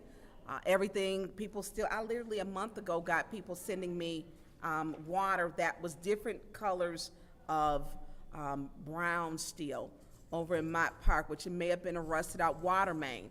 I don't think we're doing the number, we're supposed to, was it $6 million in water main repairs every year? Is that what we're supposed to be doing? Mr. Dungy, do you know? I know we don't have a. They would like up to 10%, but I don't know the figures. Okay. And so this, I think when we do this, it's really hard to make a decision. I get what you're saying, Mr. Edwards, and Mr. Dungy, but it's almost like I think we need to, because this is the water, and that maybe we need to do my questions are extensive, and within 5 minutes and 3 minutes does not allow. I think we had asked before, maybe twice, Mr. Dungy, we had when Mr. Miller, before he resigned, he had given the spreadsheet, and I was able to get up and go back there to talk to him about things, where we were at. And we have not had, I believe, that spreadsheet. I think then he had updated it since then, 'cause I think there were 22 projects, and I think at that point, he gave the percentages of them, and I don't know where those do you know where those 22 projects are at?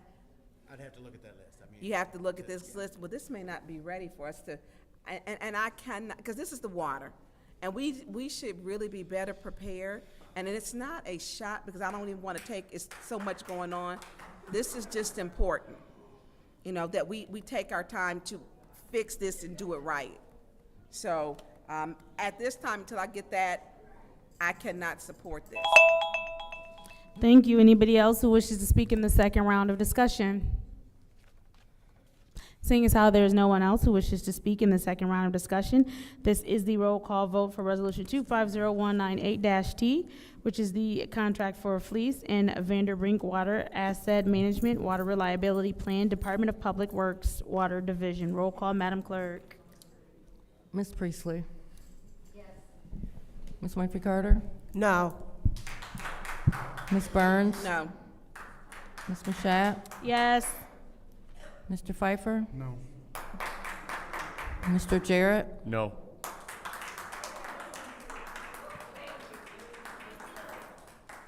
Mr. Alamin is absent. Dr. Lewis? Yes. The vote is 3 yes, 4 no. The vote is 3 yes, 4 no. Resolution 250198-T, contract for Fleece and Vanderbrink Water Asset Management Water Reliability Plan, Department of Public Works and Water Division fails. Moving on to Resolution 250223-T, which is the Grant Acceptance Financial Recovery Technical Assistance CS Mott Foundation. What is the pleasure of the body? Madam Chair. Councilman in the 8th Ward. Can I make a motion to send the previous one back to finance? Okay, Councilman Pfeiffer has made a substitute motion to send 250198-T back to finance. It's been supported by Councilwoman in the 6th Ward. Roll call, Madam Clerk.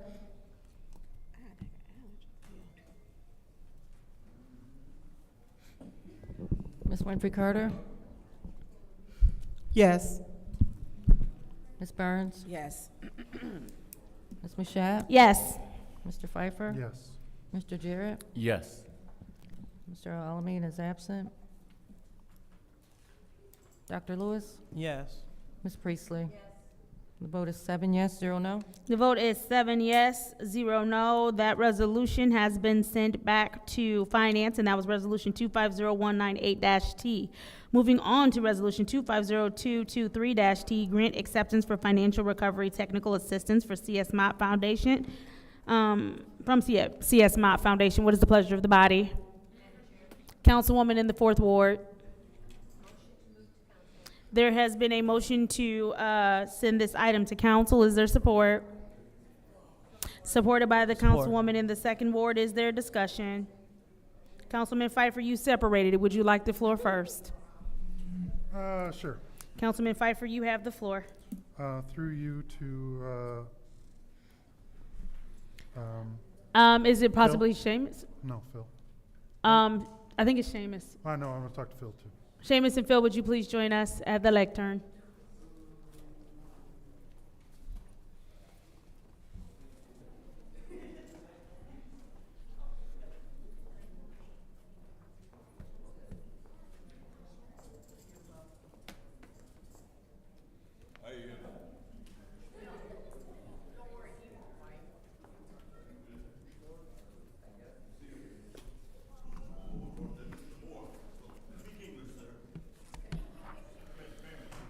Mr. Moore, I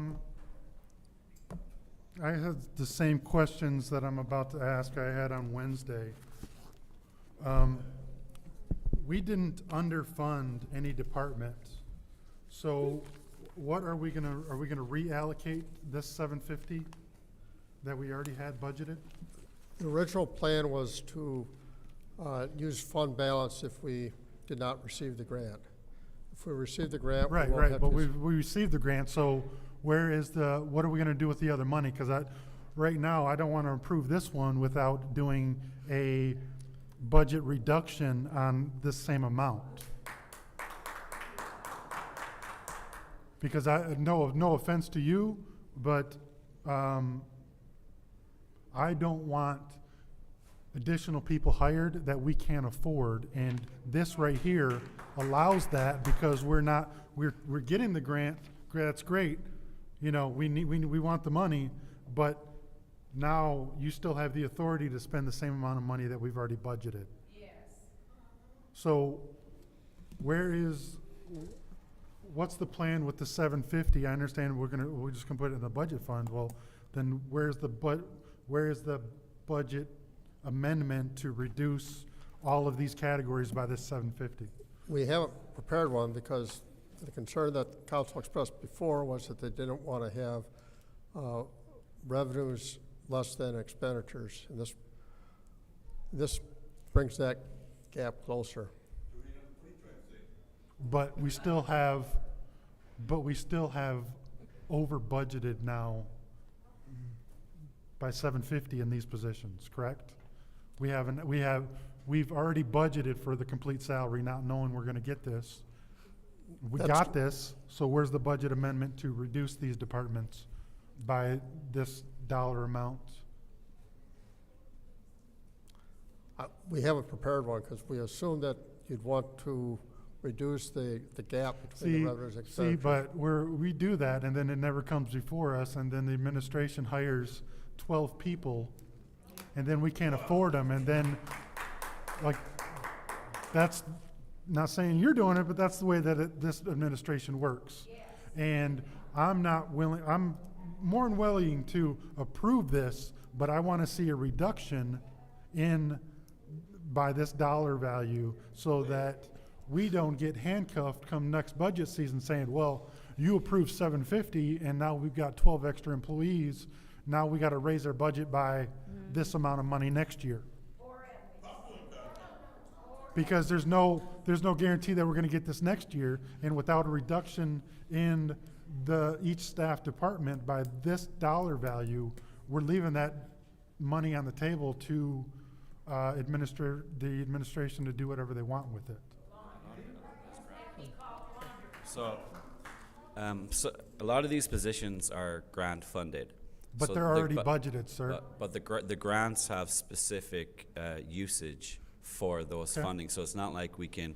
No, I'm not saying that with the Okay, grant I just want funding. to make it clear. Saying, I just want to make it clear. It's not that we can use this to pay for somebody, and then free up that to pay for somebody else. no, a different but department, do the different monies work. that we've already allocated can be used for that. Once we take these dollars and move them into this, now the monies that we've already allocated in the general that we didn't know that we were getting this can be used for whatever they want to be used for. Well, we did know we were getting this. I got the award letter the night the budget was adopted. I brought the award letter to you guys to show you that. Yeah, we were but we getting didn't this. reduce the budget by this amount in these departments. The budget that you adopted was actually the 2025 budget. Right. Which we didn't reduce any of these departments. Thank you. Is there anyone else who wishes to speak in the first round of discussion? Madam Chair. Councilman in the 9th Ward. Thank you. Through you to those at the podium. Can this grant here, is it allowing for us to be able to fund new positions? The positions that you see that you have in front of you are the positions that it funds. Okay. Are all There's of these? two of those are currently vacant. Which two are vacant? The Community and Business Services Director, the Director of the CBS Department, and the Grants Management Officer. There are two current vacant positions. So grants manager Grants Management Officer and the first one on your sheet. Okay. Are those new positions? No, one of them was Miss Doer's position. Okay. And the other one was my old position. Okay. Now, what direction or oversight did Mott dictate by way of the allocation of the FTEs? They wouldn't fund 100% of the funding. So we knew what other percentages were been funding the positions out of other grants, and we knew where the gap was, and that they would fit that gap to help us. So we determined what percentage of FTE for these persons short of 100%. Based on what we currently had available in grants that were paying the position, we told them that this is where the gap was at, because this is a financial recovery grant where they hit in and hit the gap, but they were never going to fund any of them at 100%. Right. Well, what I'm trying to understand is, for example, the Community and Business Services Director. Someone in the city, whoever was giving oversight for this, determined the 0.32 FTE. It wasn't that Mott said, this is the amount of FTE for this position. No, it was basically, we knew what was currently available, and then there was a gap of 0.32. So we determined it. We showed them the proof. We give them the evidence in the reporting. We have the back and forth conversation with them. This is not an overnight thing. This takes months of discussions with them to get to this point where they actually agree upon, okay, we'll do this part. And then we follow up with the reporting. So when we report to them, we don't report on the 750, we report on the 100% for every position. Okay. Can you help me understand what professional services looks like? What exactly is that? So we have our Community and Business Services Department that utilizes, let me just bring it up here because I have my notes. As needs come up, looking at code development enforcement, master planning, site plan review, land division administration, capital improvement, architects. We have a bunch of needs that that specific department utilize professional services for. This will help pay for those going forward, to streamline a lot of our work, to get projects done a lot quicker. This funding will help for that. So this is basically for us to be able to contract with vendors. Yes, contract with vendors, yeah, to provide services. And are those services specific to certain sectors or need, or wherever we as the city might identify a need, we can plug it with professional services? Predominantly Community and Business Services Department it needs a lot of the professional services. So we follow the same procurement processes. If you pass this, we have the My Deal and the Sourcewell vendors that we can use, which I'm sure we're all aware of. And then we have anything over $10,000, we have our bid process. Anything under $10,000, we have our 3-quote process.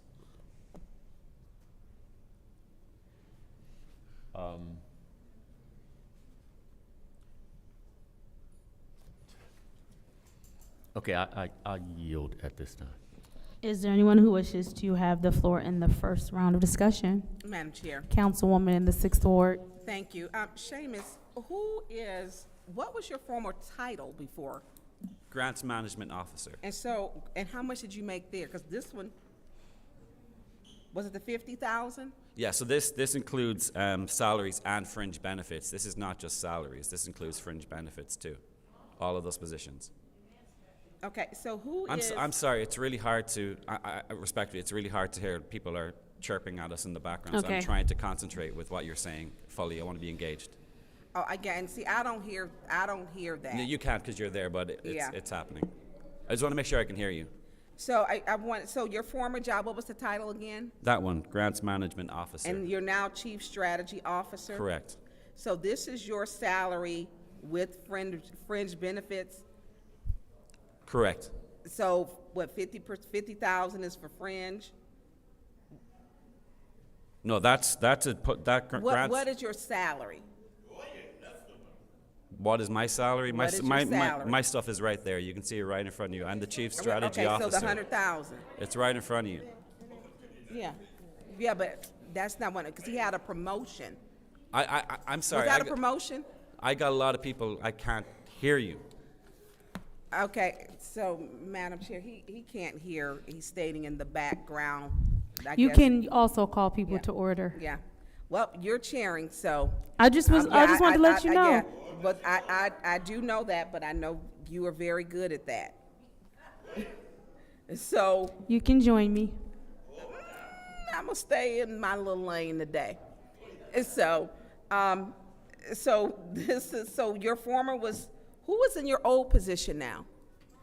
Who is? That job is getting posted. If you approve this, we're going to post that position. Okay, so that one will be, so who is the Deputy Communication Director? The deputy, where's that? Where's that? That's posted currently. That is posted on our. So can you tell me, if you just go down, tell me if someone is in this. Correct. Like in the job, you have this in front of you? Yes, I do. Can you start at the top and just go down so I can write it in? So the first one is posted on our website and currently vacant. RL, can you have a seat? The second one is Madam Chair. filled. Please pause the time. I'm sorry. Point of order. So just Yes, wanted to yes. highlight that Gladys is standing up as well. And that's fine, but I need you to sit down while you do that, please. Thank you.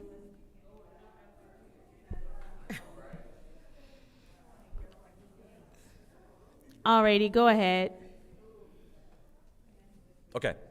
Second position is filled. Okay, that's with Tyler's.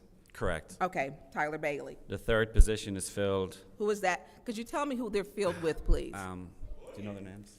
I don't know all the departments' names. Steve, is it Steve? I think it's Steve. Okay. Zoning. RL, stop yelling out. We got Can you, whoever that was, who was that? zoning Oh, coordinators it was you? is filled So too. it was, I don't know point the of name. order. I'm sorry, please pause the time. Point of order, it was the young lady in the white and red in the back. I'm sorry, who? The young lady in the white and red in the aisleway. Ma'am, please stop hollering out so that we can hear. Ma'am, please stop hollering out so that we can hear. Yeah, thank you. Please continue. So zoning, Yeah, I don't know the name of the person, but it's zoning coordinator position. There's a planner one. I believe there's more than one planner one that works for the city on different. you don't know how many we have as planners? I think we've got two. Is this vacant or, There's somebody in there. I'm just not sure which one I is. thought we just had a planner resign. This planner one is currently filled. Okay. Deputy Communications That Director. is posted. That's a job posting. Okay, that's posted. Right. CFO, so this is just a portion of your salary, Mr. Moore, that's coming out of that grant. What is your total salary? I don't know what your total salary is. Our last one made 150. It's not a rock. It's not a secret. You have a contract. Yeah, I have a contract. I don't know for sure. I believe it's like 130. 130, okay. This is what I was saying. So Seamus, with yours, is this, because some of this, because if I'm looking at yours, I know what the percentages means, because some of it, they may come from different grants. Yeah, I'm fully reliant on grant funds. My position is fully grant funded. I am an exempt employee, which means if I don't have the Okay, funding, hold on then just a second, because this is I don't have a job. .75. So what is your total salary? 98. 98? Yes. Okay. And then, and grants management, who's the grants manager? Is that open or vacant? That will be posted pending approval of this, acceptance of this grant. So, and I just, so on this sheet, so people will know, these are percentages. So there's a percentage, and I know the grants can come from different grants to fund a full salary. And so Correct. these are not 100% Thank funded you. on this Is sheet. there anyone else who wishes to speak in the first round of discussion?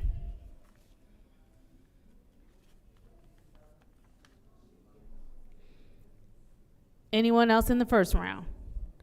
Anyone in the second round? Madam Chair. Councilman in the 8th Ward. Mr. Bannon, I'm confused because when we had a sidebar, you told me we had 2 open positions, but now you're telling me there's 3? No, there's No, you're saying that there's 2 one, addition- there's 2 open, there's one that's not posted, which is the grants management officer position is not posted. The community business and services director position is open and posted. And the second one I was referring to is the deputy communications director position is open and posted, because your question was which of these are currently open and not filled. The last one, the grants management officer position, is not one that's posted at all, are currently open because we haven't I approved mean, if this. it's posted or not, that's irrelevant to me. It's which ones are currently empty or whether or not you posted, Right, that has I'm nothing just- to do with I'm- it. okay. So, is there 3 on this list? Those ones, community and business services director is currently, as a job posting that Yep. we have, but nobody's in It's it. open. The Correct. deputy communications director on which department? That's through the mayor's department. That's the mayor's department. And then the grants management officer, those are the 3. Correct, sir. Okay, I was confused between what's open and what's not posted, so. okay. But your old position is the grants and finance coordinator, and that's empty, right? No, my old one was grants management officer. Oh, okay. Yes. Okay. I was confused with that one. Right. Okay. So the grants and finance coordinator would basically be the assistant to your old position? That's currently, somebody's doing that. But that would be basically an assistant to your old position? Is that what that? No, they're the grants person. It's really hard to hear. I'm sorry. They're the grants person in the finance department. They're based in the finance department. Okay. So they're the ones that are responsible for the financial reporting on a lot of our grants that we get for the city. Okay. Just being honest with you, I don't know that I can support this tonight because I want to figure out the budgeting. I understand because that. we've already budgeted. I've already had the sidebar with you. What's happening with the monies that are already budgeted that aren't restricted the way these ones are restricted? That's my question. Mr. Moore, if you can tell me when we can get a resolution to reallocate those into the general fund and not allocate those into salaries, that's what I would like to see. I'll need to talk to some people, but I can get back with you on that. Okay, thank you. I yield. Thank you. Is there anyone else who would like to form in the second round of discussion? Yes, Madam Chair. Councilwoman in the 5th Ward, you have the floor. Simons, okay, I have the Community and Business Services Director. That position is open, and is that position posted? Yes, ma'am. Yes. Okay. Next, I have the Deputy Communications Director.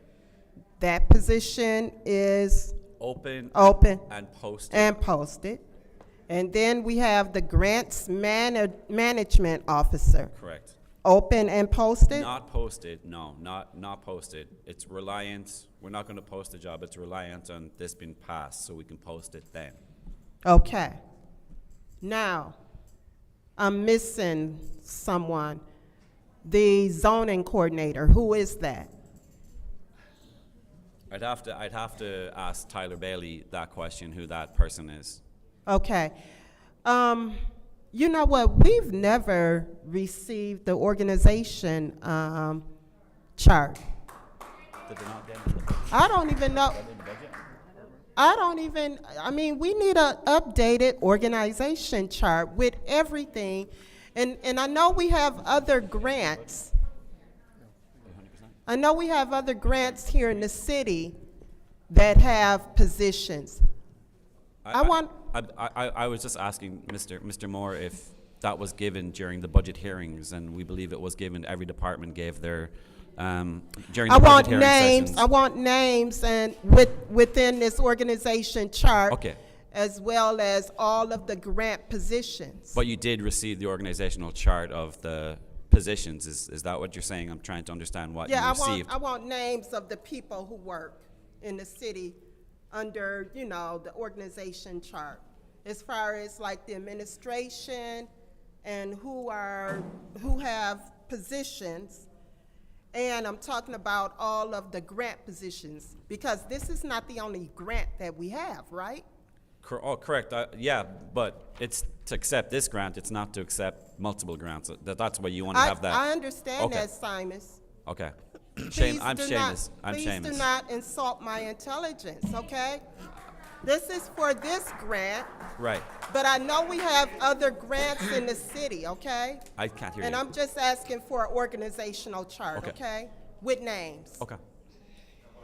Thank you for this. We had to fill in the names, and thank you, but. I just so you know, I got that request at 3:45 today. That's the best I could get for you. Oh, you did? Yeah, 3:45 today. I got the request officially. Oh, because I asked for this on Wednesday. So somebody didn't follow through. I never got it at 3:45 today. Oh, I'm sorry about that. Okay,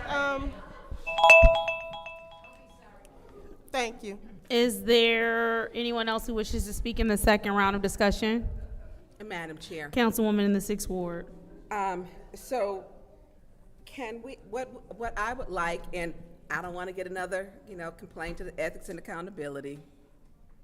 I would like to have an updated org chart, because we do have people, we don't know who works at the city.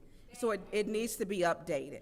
For example, Emily Dorr doesn't work here. Ashley Harris is no longer here. She was the deputy planning development director. And I know that some of the jobs, you have to, not some, every job, you should have integrity and honesty. And making sure when we fulfill these positions that you should have to have it. And some of these are not, I mean, it's a requirement. Everyone takes an oath. When you work for the city, you take an oath. You take one. The clerk will raise your hand that you will do the best for the city, and that oath is taken. Well, if y'all didn't get, you didn't get an oath? I'm not sure what you're. Did you speaking take an to. oath when you were hired with your contract? No. Oh, wow. Oh, I did when I worked for the city. We had to take an oath. And so that oath is something for me that it should be upheld. It's to the honesty and the integrity of the position. And I would like to see, because I do know when we're looking at some of these are like 32%, 70%, 50%, what other grants when we're saying your position is 100% funded on. And I know this because I used to do this. Right. And so, and it's being transparent, not stating that you may not be doing your job, and for me and you, and I'm fully transparent, I'm moving forward. And I want to make sure these positions, because you used to be really good with answering questions. You honestly were. And you just, with me, it went, and listen at that with honesty and integrity and that oath, which is in the city charter. I mean, it is just something that's important. I want to make sure, where are we at with it's Ashley's job and Emily's job? Yeah, so Ashley's is posted. I believe that's closing this week. It has to be up for 2 weeks before we can, it's with HR, they see who applies, and then after a 2-week period, interviews will be started. Oh, you have started them? No. You No, have not? It hasn't correct, closed yeah. yet? Yeah, it's not closed yet. Okay, and so I would like to see that, because as Councilman Pfeiffer stated, with these jobs, we know that people are filling them. We know that they don't come back. I mean, that transparent, it just has not been with this administration, unfortunately, but we need to start making it be transparent so that we can see. And we shouldn't have to go through now to say, hey, who's got this job? You know, we should already have that updated. Thank you. Is there anyone else who would like the floor in the second round of discussion? Is there anyone else who would like the floor in the second round of discussion? Seeing as how there is no one else, thank you. This is the roll call vote to send Resolution 250223-T, which is a grant acceptance, financial recovery, technical assistance, CS Mott Foundation to council. Roll call, Madam Clerk. Ms. Burns? No. Ms. Mashat? Yes. Mr. Pfeiffer? No. Mr. Jarrett? No. Mr. Alamy is absent. Dr. Lewis? Yes. Ms. Priestley? Yes. Ms. Winfrey Carter? No. The vote is 3 yes, 4 no. The vote is 3 yes, 4 no. That resolution has failed to move to council. What is the pleasure of the body? Motion to adjourn. Councilman in the 8th Ward. Send the previous resolution to finance. There is a motion on the floor to send the previous resolution to finance by Councilman Dennis Pfeiffer. It is supported by Councilwoman in the 6th Ward, Tanya Burns. Roll call, Madam Clerk.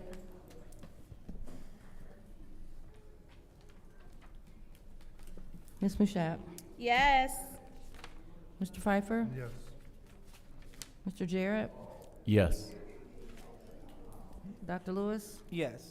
Ms. Priestley? Yes. Ms. Winfrey Carter? Yes. Ms. Burns? Yes. The vote is 7 yes, 0 no. The vote is 7 yes, 0 no. Resolution 250223-T, which is the grant acceptance, financial recovery, technical assistance, CS Mott Foundation, has been sent to finance. What is the pleasure of the body? There's a motion to adjourn by Councilman Pfeiffer, supported by Councilwoman in the 4th Ward, Ms. Priestley. Roll call, Madam Clerk. Mr. Pfeiffer? Yes. Mr. Jarrett? Yes. Dr. Lewis? Yes. Ms. Priestley? Yes. Ms. Winfrey Carter?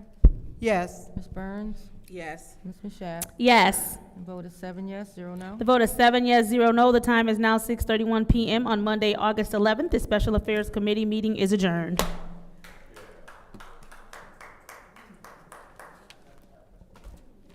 This is a reminder to anyone who wants to participate in public speaking in the council meeting. Now is the time to fill out a slip. You do not have to fill out another slip if you already filled out one for the previous meeting. How much time, Madam Clerk, how much time are you giving them? 5 minutes. Thank you.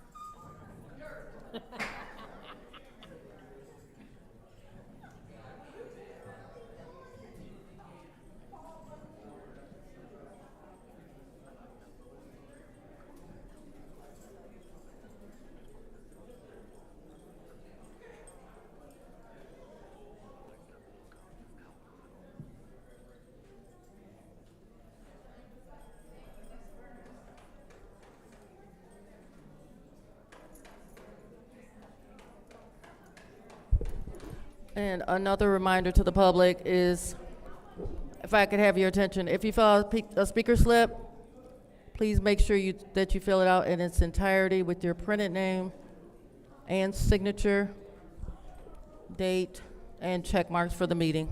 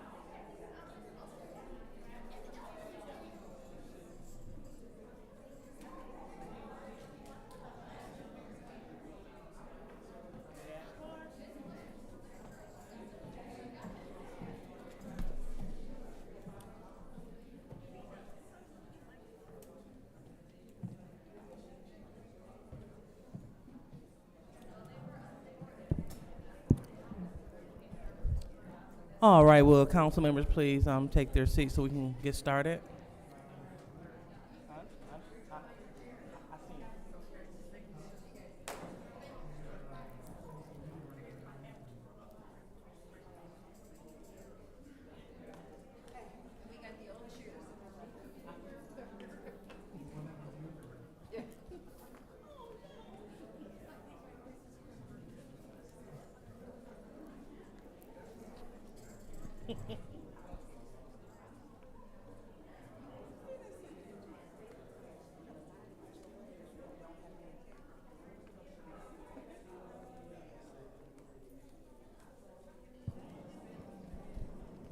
All right, Madam Clerk.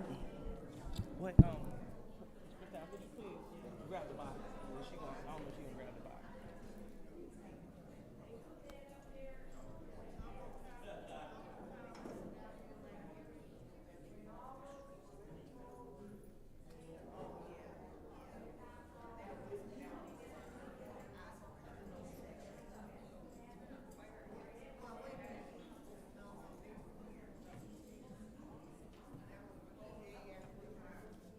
Okay, this should go quick. Hopefully in prayer for Lee.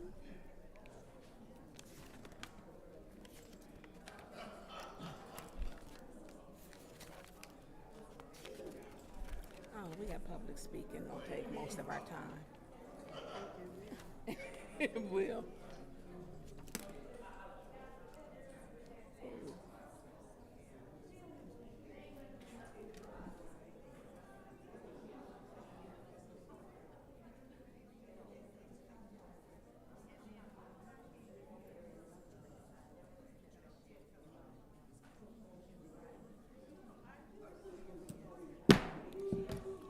It is 6:39 p.m. and I am informally calling this city council meeting to order for the purpose of electing the city council president in accordance with the Flint City Charter. Before that, I will take the roll call.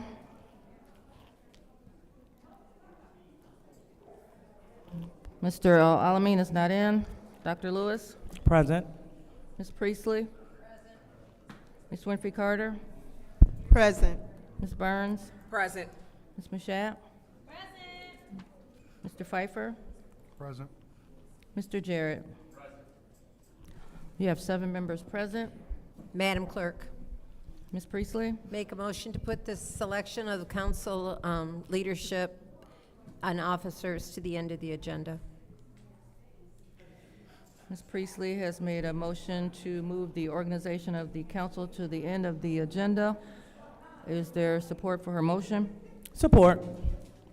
It's been seconded by President Lewis. So I will take the roll call. Mr. Alamin is not in. Dr. Lewis? Yes. Ms. Priestley? Yes. Ms. Winfrey Carter? No. Ms. Burns? No. Ms. Mashat? Yes. Mr. Pfeiffer? Yes. Mr. Jarrett? Yes. The vote is 5 yes, 2 no.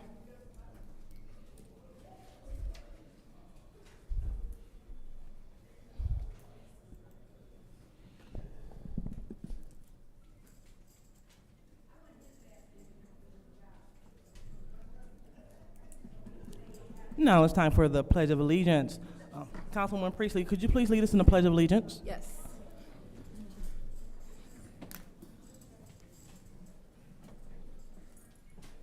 I pledge allegiance to the flag of the United States of America and to the republic for which it stands, one nation, under God, indivisible, with liberty and justice for all.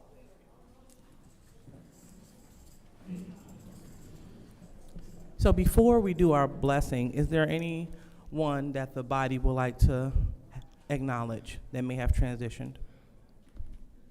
Madam Chair, Go ahead, Ms. Winfrey Carter. I would like to have a moment of silent prayer for the family of Mrs. Laverne Dawkins. the family of Mrs. Pamela Miller, the family of Mrs. Alice Kemp, and of course the family of Miss Jayla Kills, the 18-year-old that was shot last night downtown. Thank you. All right, anyone else? All right, seeing that there's no one else, we will pause for a moment of silence.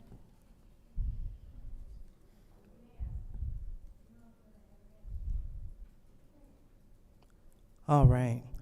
So now it's time for the blessing. We asked the student minister, LaRon X, if you could join us at the lectern to administer a blessing over this meeting.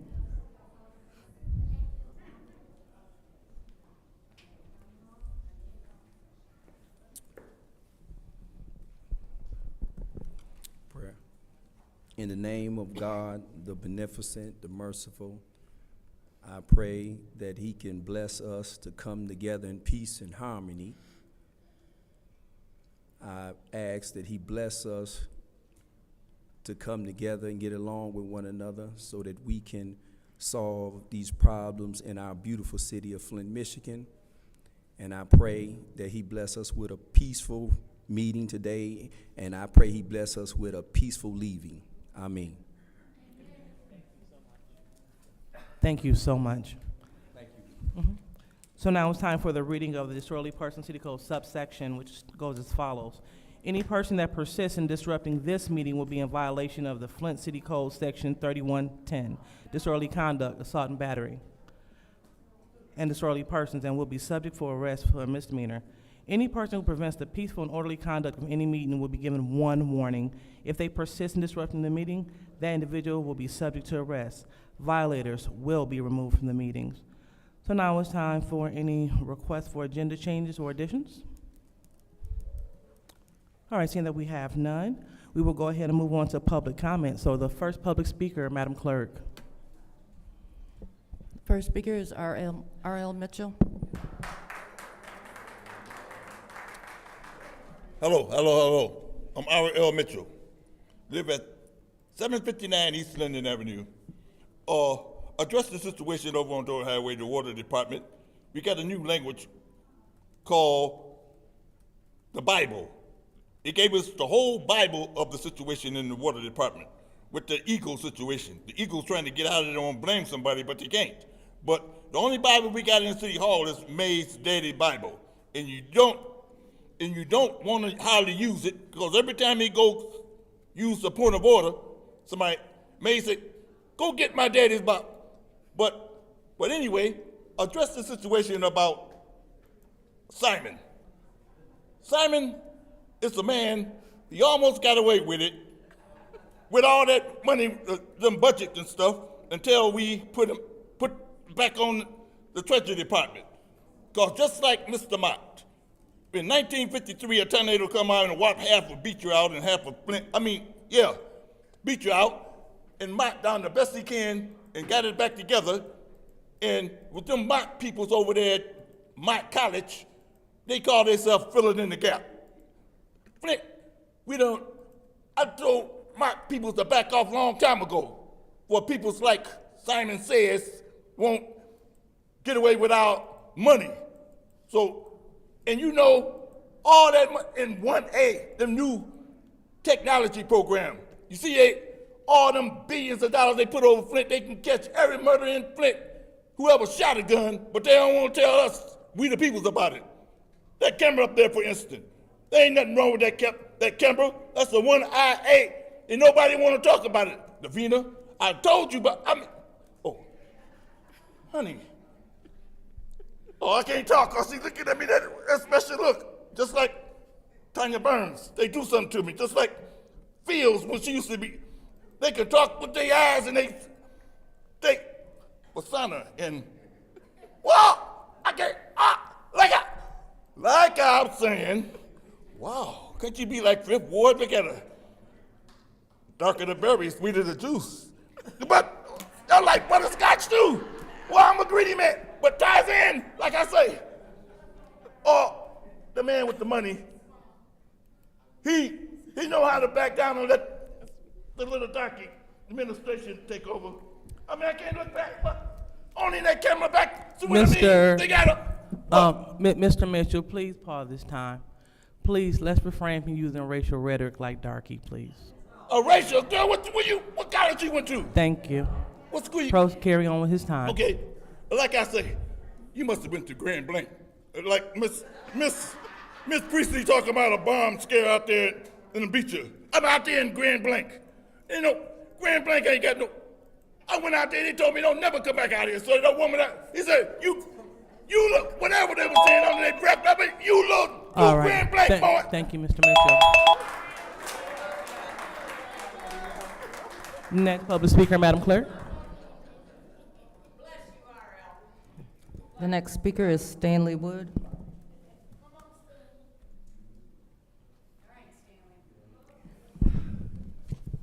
All right, first to the city attorney.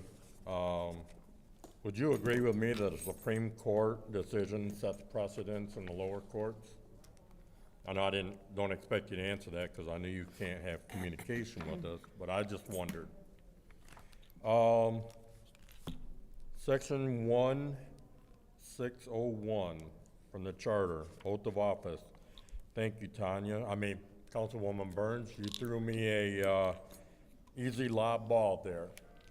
It does say every elected officer and every appointee before entering on official business shall take and subscribe the following oath, and then the oath is there.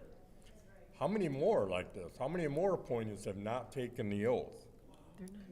But we'll go on to what I really wanted. One of the other ones I really wanted to talk about was section 1-602 of ethics. And you go under section G, campaign activities using City of Flint property or during working hours. So that's part of my thought on the corruption on the Third Ward voting. Yes. There was a time recently when the Third Ward write-in candidate used the mayor's conference room for that. Yes. Then we'll go on to section 106, or 1-603, forfeiture or removal from office for cause. Section B, number 1, lack at any time any qualification required by law or by the charter. The charter says you must live for 1 year in your ward before you can run as a councilman or a councilwoman.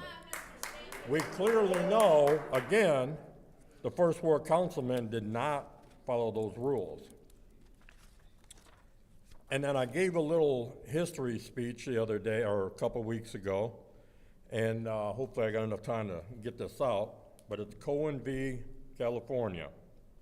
A man named Paul Cohen walked into the courthouse in California wearing a jacket that said, "Fuck the draft," protesting the Vietnam War. He wasn't violent, he wasn't loud, he just wore the jacket. The words on the jacket could offend some people and cause trouble, so the government wanted to say that they could legally punish him for that. The Supreme Court came back and said, no, we agree with Cohen. They said that the government can't ban words just because they're offensive and part of free speech, even if the words are shocking or vulgar. So what it means, the case protects your rights to express Thank you so yourself. much, Mr. Stanley. And Art Woodson will So, next speaker, please.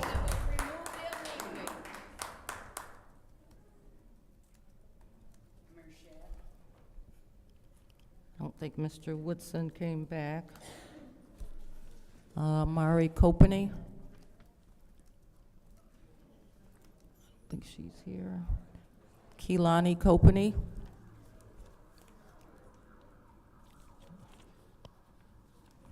Tay Coffey. Next speaker is Gladys Williamson.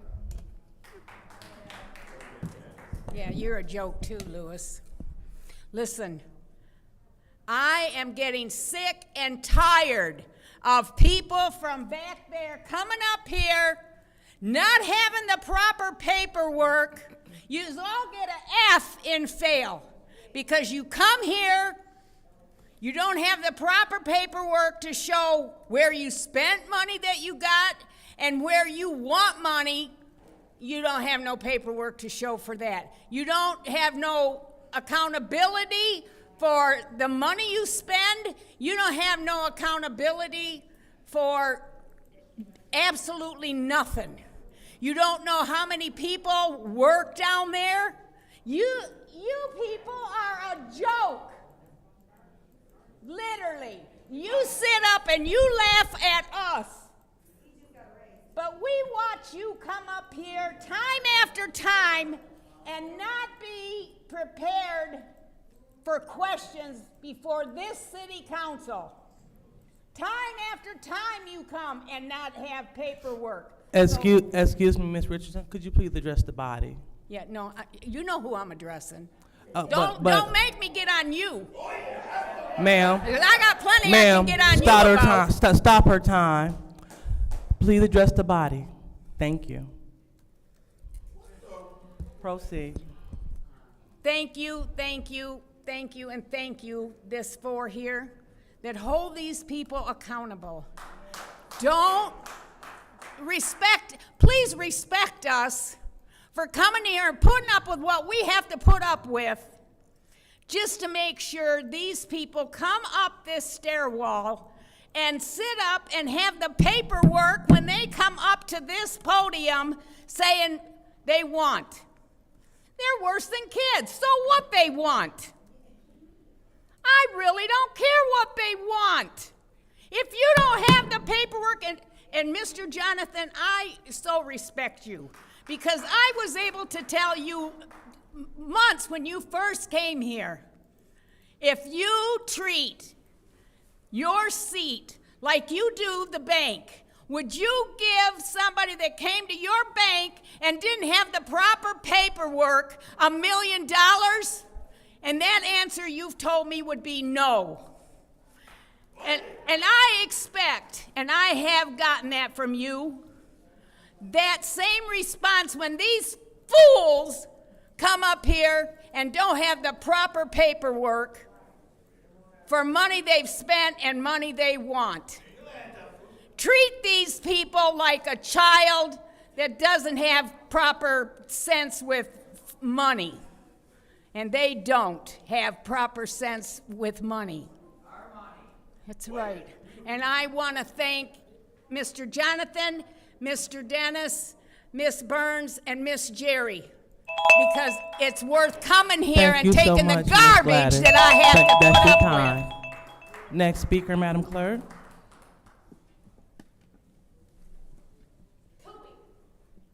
The next speaker is Beverly Biggs Levy.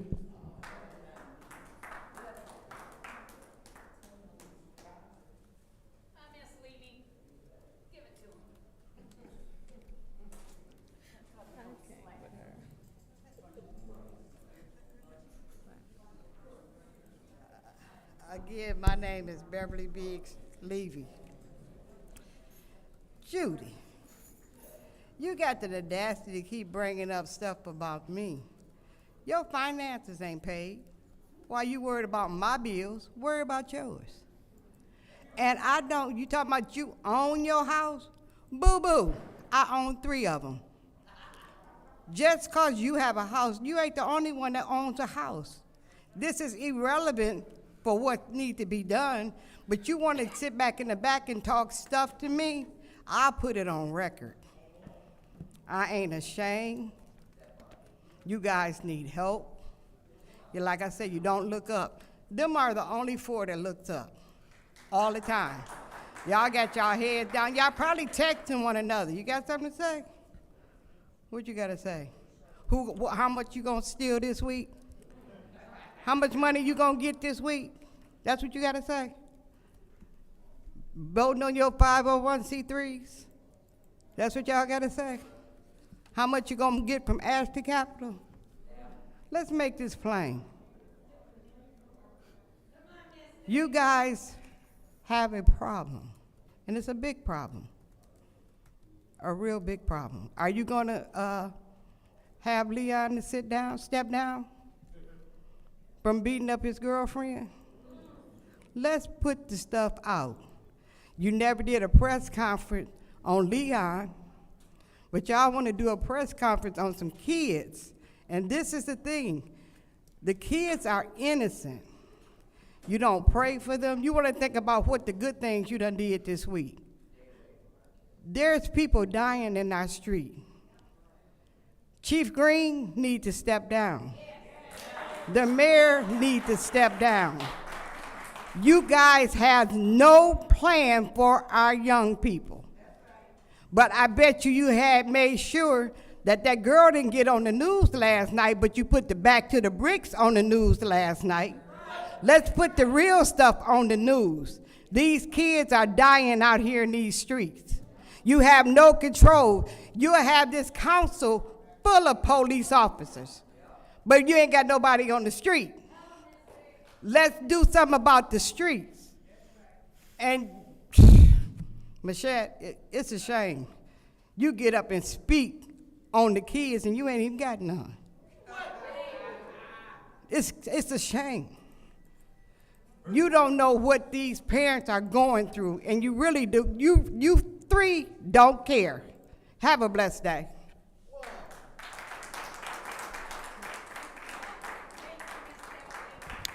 Next speaker, Madam Clerk.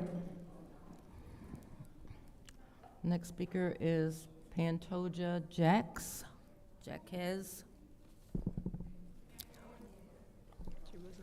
Next speaker is Ms. Pollard.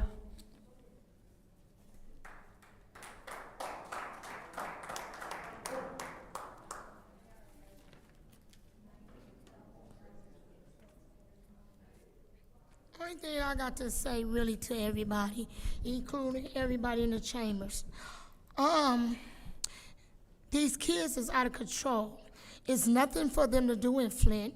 And when y'all do give things downtown for them to come out to enjoy life, this was what happened. We gotta clean it up. We gotta get the streets right. We also gotta do right by them also, because we failing them in different areas here in Flint. A lot of people keep saying, I'm tired of Flint, Flint ain't nothing. But when y'all travel to go out of town, y'all got the same issue as us, but worse than us. So leaving Flint ain't gonna solve the problem.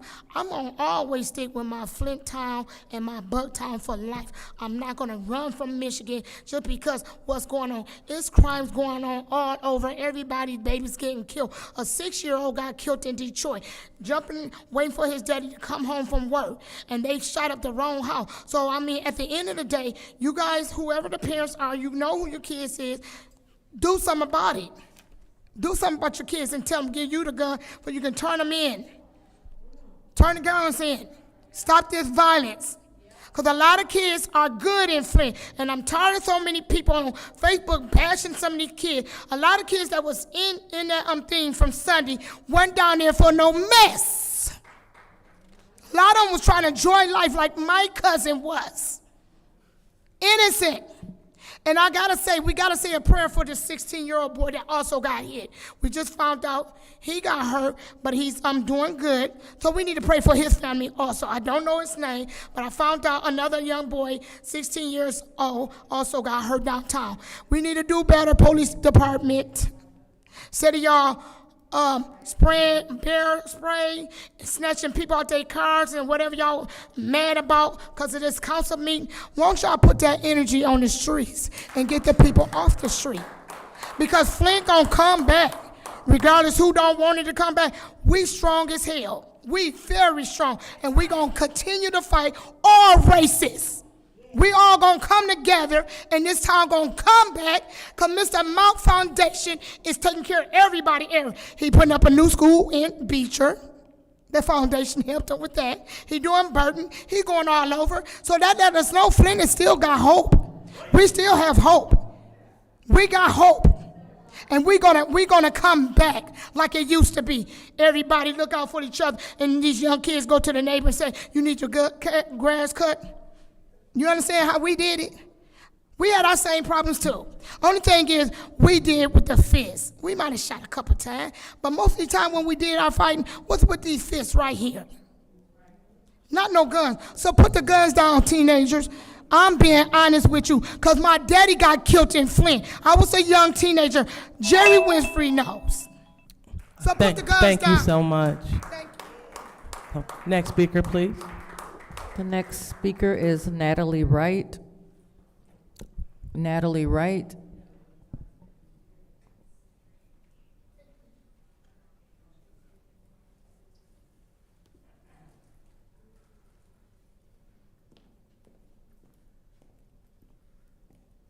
Hi. I have lived in downtown Flint for 15 years now, the last 13 being at the Hardy Building. The front of my building faces the bus station, where we do get some shootings and actions. I've also been going out and enjoying all of our festivals that we have. And one thing I have really noticed in the last 15 years is that when there's a predominantly black event, it is just not going to be staffed the same way. I would really like to contrast Drop Fest that was so gratuitously staffed that's why we were able to have the intervention we did when Garden View was on fire. Because it was ridiculously staffed, and I'm tired of this blame being put on the parents when white people could drop their white kids off to a rave-like atmosphere and know that all the drugs they did, it would be fine. They could pick them up at the Red Cross tent. Where was the Red Cross tent yesterday in that heat? You know, where were the sheriffs? I would like to see a side-by-side report on how that was staffed. You know what I mean? It was known that it was going to be a big event, and time after time I see it, and then it's the parents. How come the white events? It's just not the same.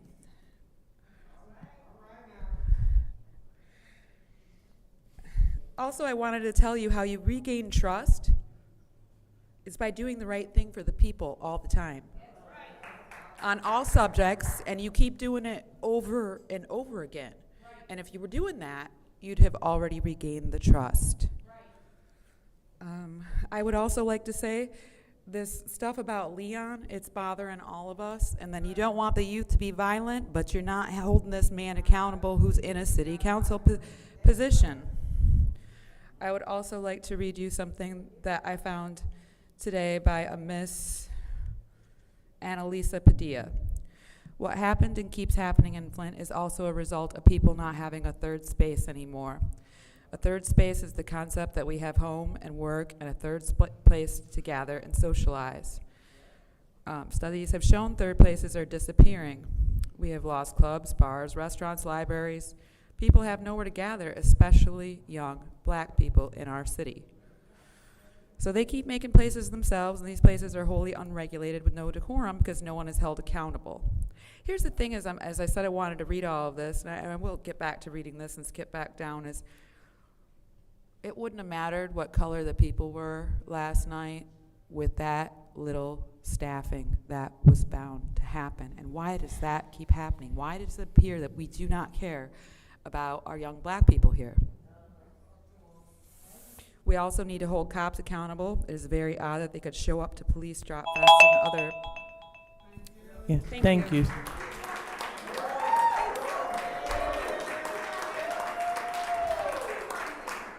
Next speaker, Madam Clerk. The next speaker is Deborah Coleman. Deborah Coleman.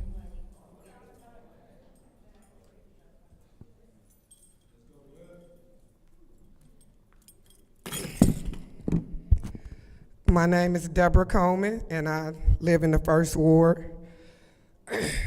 First thing I want to say is I want to send an abundance of love and healing to the lady that lost her life and her family, and everybody that was down there with their families and grandkids and great-grandkids that was traumatized for that senseless act from the coward who did it. Now I'm finna throw some fingers. And my first fingers I'm gonna throw is y'all say that parents shouldn't be held accountable. I'm not gonna say all of them. I'm talking to the ones that don't care about the kids and don't try to help the kids. I got a son that's about to be 36 next month. I got a 25-year-old daughter. And when I was raising them, I was in their business. I was pulling up where they was at. I was dropping them off. I was sitting in the parking lot. And anything that my kids got into, guess what I did? I got on the phone. I'm calling people mamas, daddies, uncles. Y'all know them. Most of the time, all these kids that's out here getting into it, their mothers and grannies and stuff went to school together. And if people talk, that'll make it even better. Maybe they'll calm down. So parents do need to be held accountable. The second thing I'm gonna throw out here, y'all keep saying that what the police got to do with it. The police got a lot to do with it. Because yesterday, they didn't patrol that. When I came down here through here Saturday, it was police presence everywhere. But they wasn't out there last night. I don't know if y'all trying to prove a point or whatever, because y'all sure did the jump.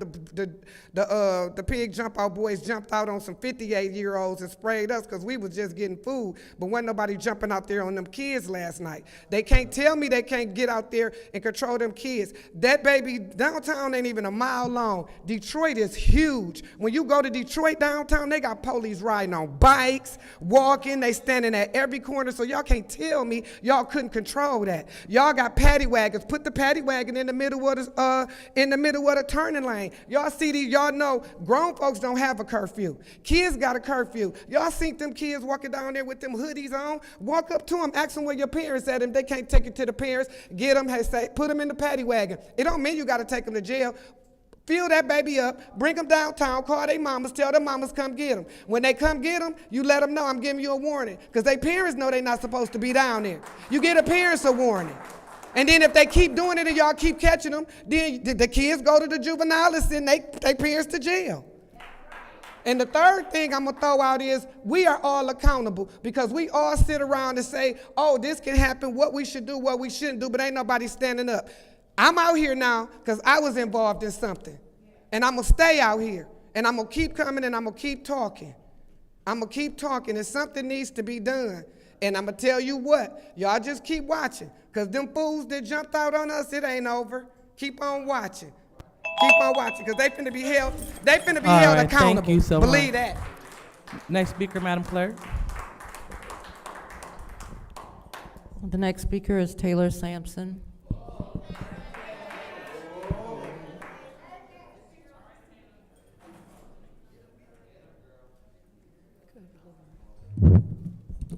Taylor Sampson, resident of the 8th Ward. As I watched the new documentary series on Hurricane Katrina, the one thing that kept swirling in my mind was, if not for the community, even more lives would have been lost in that catastrophe. You cannot rely on your government to save you. We have known that here in Flint for years and years. Due to the ongoing disregard of us living in Flint by our local government, we are relying on each other daily to get through these continual hard times. I cannot stress this enough when I remind everyone listening. Flint was given $94 million ARPA grant dollars to help residents. Again, I ask, what do we have to show for it? Folks saying the accountability starts at home, yes, that is true. However, we have a lawless mayor running the city with no repercussions on his behavior. What you see on the streets regarding violence, drugs, blight, overzealous police, homelessness, etc. starts with the mayor. The mayor controls the majority of council. It's obvious he's telling his wife what decisions to make at the state level. We have Flint police who have admitted the mayor made the call for them to pull up on residents. The police chief does what he says. We know for a fact he tried to tell the former fire chief what to do, which resulted in another lawsuit. The ineptitude of our mayor and those that follow his orders rather than the oath they took to serve have put the city in some of the worst shape it has been in decades. How much more do we have to take? Our tax and water increases alone will cause many people to lose their homes. The neighborhoods are in shambles. Our health has never been as debilitating as it is now, with all the diseases and cancers coursing through our bodies. Our small children aren't reaching developmental milestones like they should be. The older kids are graduating without basic life skills. Those that have turned to the streets are being held to the standards of adults by the courts and system. Our seniors are constantly being attacked by this administration. At what point do the residents say they've had enough and are demanding change? The same faces are at these meetings every week. We are pleading for more residents to come here. Council meetings are where these decisions are held and the discussions are held. They aren't a waste. We need to tune in. They try to keep it distracted and crazy, so you tune out. Wards 1, 2, 4, and 7 would be sweating if these seats in these chambers were full of people every week. We can't keep fighting for changes with only a couple dozen residents continually exposing and challenging this corrupt administration. We need help. We'll protect you in here to the best of our abilities. If you're not sure where to begin on this journey, reach out to one of us. All of us are on Facebook. We'll gladly catch you up on what's truly happening. Their plan is to get rid of all of us with whatever means it takes. White people of Flint, I'm talking to you as well. I'm sick of seeing only 5 white people down here. We cannot keep putting the labor of the city on the black residents.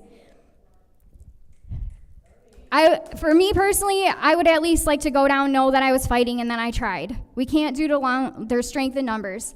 Another thing I'd like to ask Davina, why is this camera covered? It's been a couple weeks now. As I've said before, that should be recording us up here so we have another angle and we can show that there's actual things going on in these chambers, because you can't trust just one camera view. And that's usually the camera I speak to the mayor in, so I'm gonna turn around and speak to him today, I guess. Sheldon Neely doesn't give a damn about this city. Thank you, ma'am. Next speaker.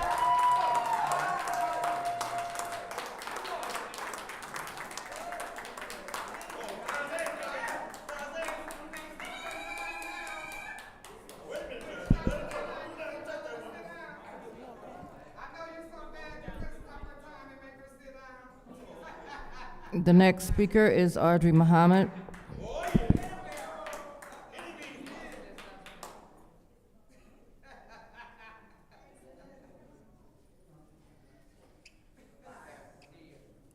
Audrey Muhammad, the 2nd Ward. First of all, I'd like to say I don't expect any courtesy, because that was just rude when I was talking to our minister and Liddell came over and just interrupted us, didn't say excuse me, but I don't expect more than that.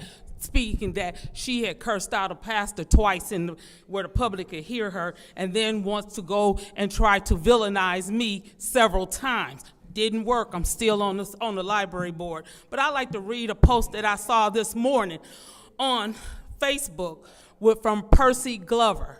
He said, "Effing read this. In all the community work I do, there are 2 statements I've heard in the past year about the gun violence in Flint that will never leave my head. Number 1, a law enforcement officer said, F them kids, let them kill each other. Number 2, a person from the federal prosecutor's office said, we know exactly who the youth are that are doing the shooting, and the only reason they haven't been prosecuted is because they are too young. It would take, it would have to go all the way to DC, the White House, to get approval to indict a minor. That's sad. I remember a lecture that was made by the Honorable Minister Louis Farrakhan called Justifiable Homicide, Black Youth in Peril. Peril spelled P-E-R-I-L. He's also had it reverted over to a book. They are setting our children up to go to prison, to the grave, us to kill one another. That's why you didn't see the police down there yesterday, because they knew what was going to be happening. They already knew that. It's time for us as a community to stand up, unite, take our streets back, take our youth back. We have to. Now sit up and say, now go twist this narrative and say, I'm speaking up here because I'm angry and I'm hollering. No, I'm passionate because I see our babies dying in the street. Wholesale from the lack of the work that's should be done. But what do we expect from our mayor's office when he came into office and lied and said the city was in deficit when Karen Weaver left him a letter and said, I'm leaving you 20,000, was it 20 million? 20 million? $20 million was left there, but he lied and said it wasn't there. And she left a letter, and then he said, oh, we found $20 million. You didn't just find $20 million. It was already told to you that it was there. So his lies has continued on. So why do we expect that they would do something now to help come with a crime plan when they have been saying this all along? Even before you got in office, they've been saying they're going to do something about crime and haven't done nothing. Keep standing up, y'all, forward.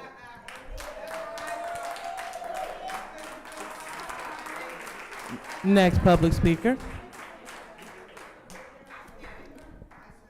The next speaker is Lorraine Thompson.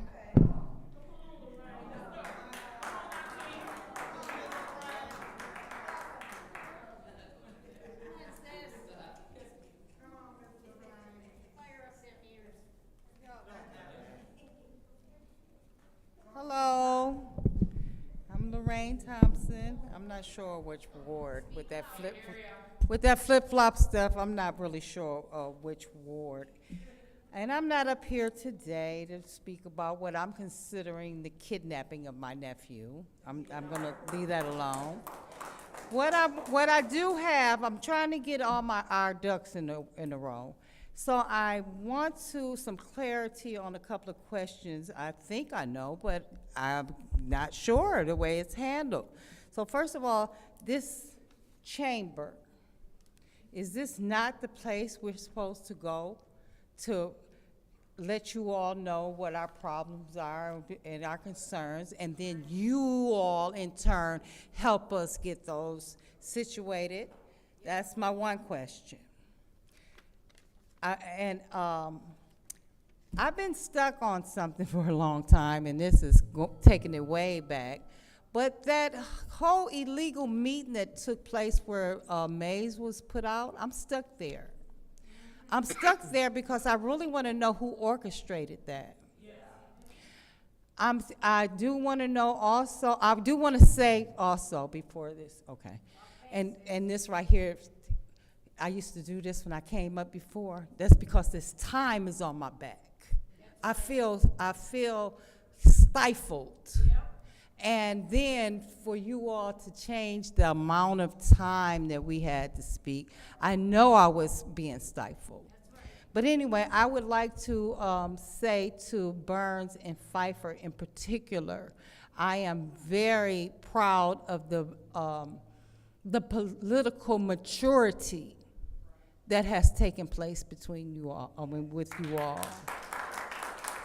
I would also like to say it's a huge thing to be able to get yourself where you can go in between making these seats come alive and removing yourself and being able to be an actual council person to the people who elected you instead of having your own personal self in here.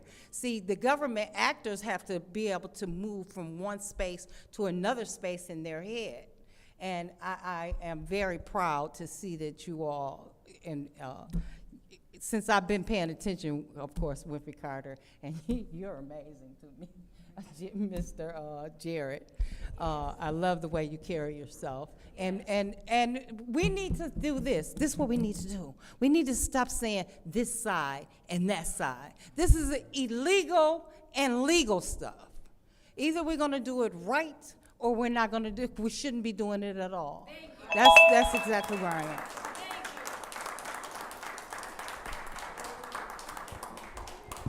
All right, Madam Clerk, is that the last speaker? No. The next speaker is Claire McClinton. Okay.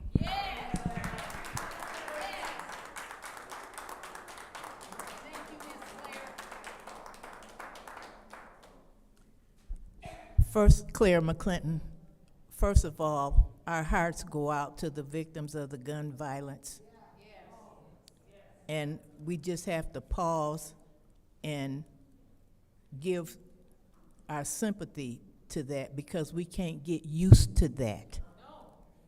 Now, it's been a lot of things that's come up tonight, but I want to talk about all of us, community, council, mayors, and everything else.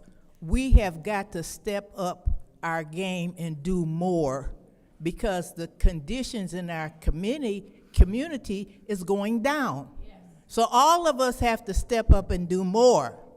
And I want to challenge some of the other organizations that's in our community whose silence is deafening. They're not speaking out. They're not coming forward. The Republican Party, the Democratic Party, the UAW, this new group called the Indivisibles, all that. The League of Women Voters, the NAACP, your community, your neighborhood block club. We need to come on out here and stand up and stand for what's right and not be intimidated and scared that we're going to be arrested for using our voices. Now, I want to go back, because this thing with the police is escalating. And let's go back to May 1st. On May 1st, a group of community people called for a demonstration out in front of City Hall, fighting for democracy. And I went out there, and demonstrations and things like that is just second nature to Flint residents. We fight for justice. We all about justice. So I went out there and joined the thing saying our democracy was in danger and things like that, and I joined the group. I didn't even see a police.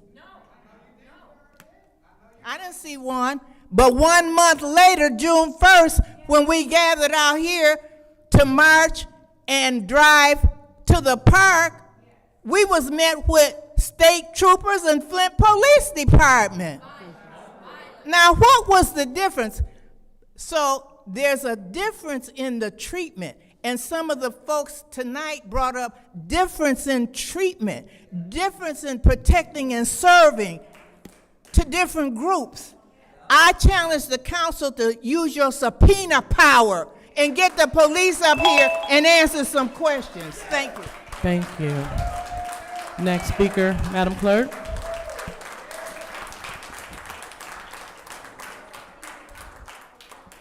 The next speaker is Willie Buford.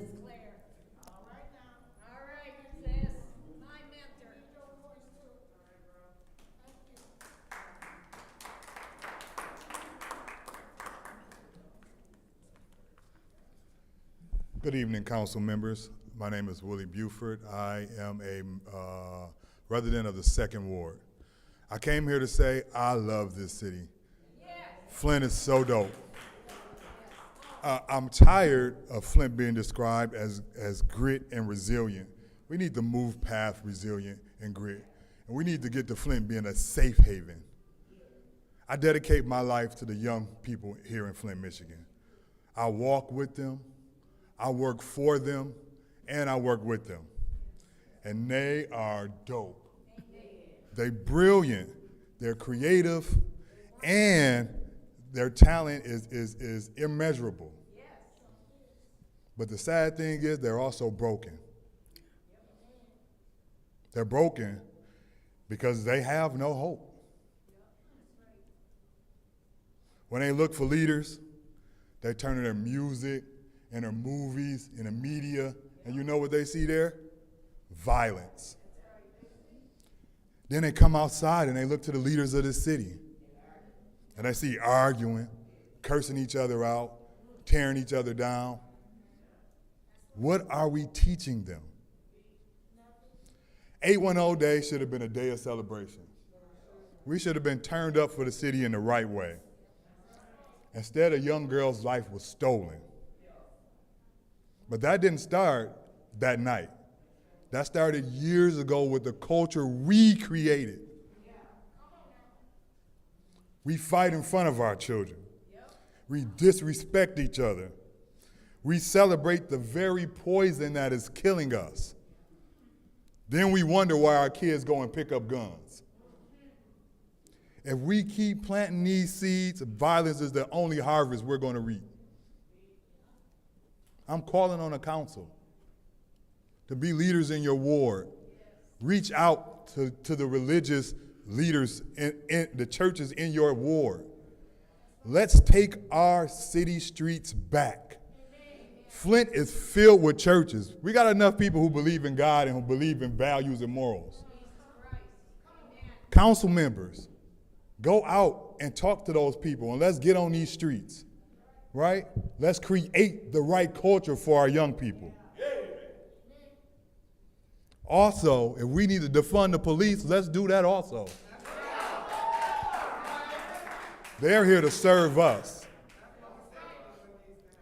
Let Flint show the world what it looks like when people police themselves.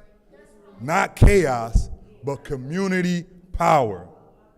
We can't afford to let another 810 Day tragedy go, and that work starts right now.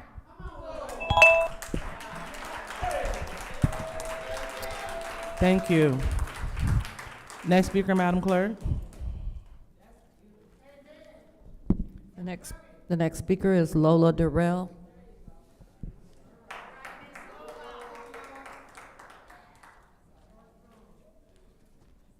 Hi, everyone. Good afternoon. Good afternoon.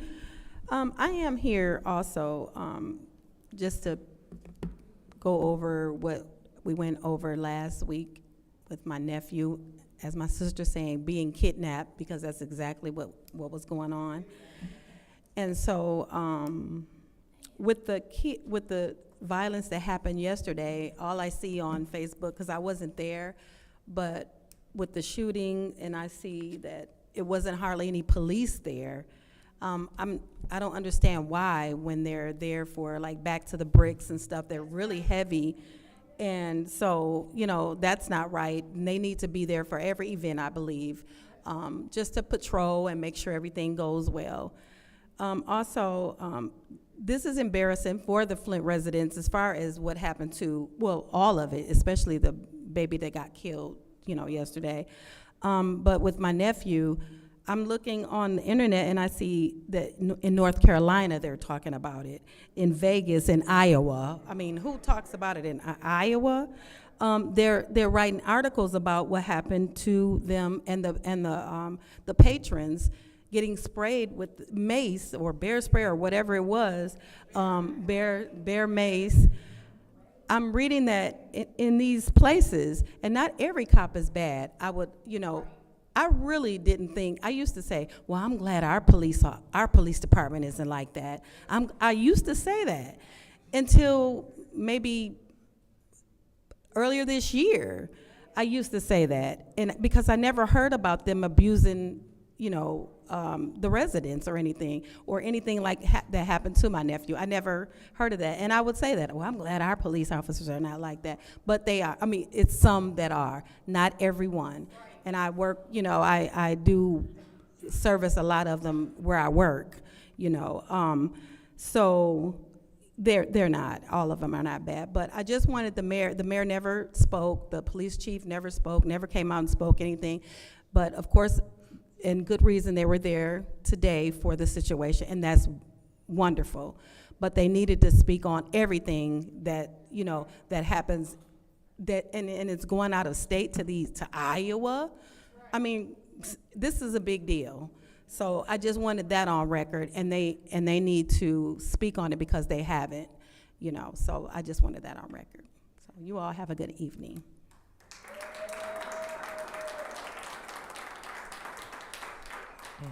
Next speaker, Madam Clerk. The next speaker is Sarah Houston.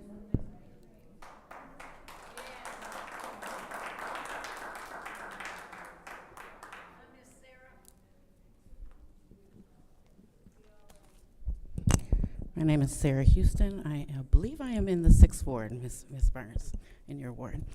I am a lifelong resident, proud daughter of 2 deaf individuals born and raised here in Flint, Michigan. And I would be wrong if I first did not say you never have sign language interpreters or access for your deaf residents in this city. Michigan School for the Deaf is right here in Flint, Michigan, and you never, ever think about them. Mr. Mayor, I used to stand beside you doing COVID work, but now you have nobody. I don't have to be there. It ain't about me. I'm eating. Other folks can eat. But access for my deaf son, for my deaf nephew, for my family members, for my community should be here at all times. Certified. Certified, because it's against the law to not do so. As of that part, eye contact. I watch on Facebook these meetings a lot.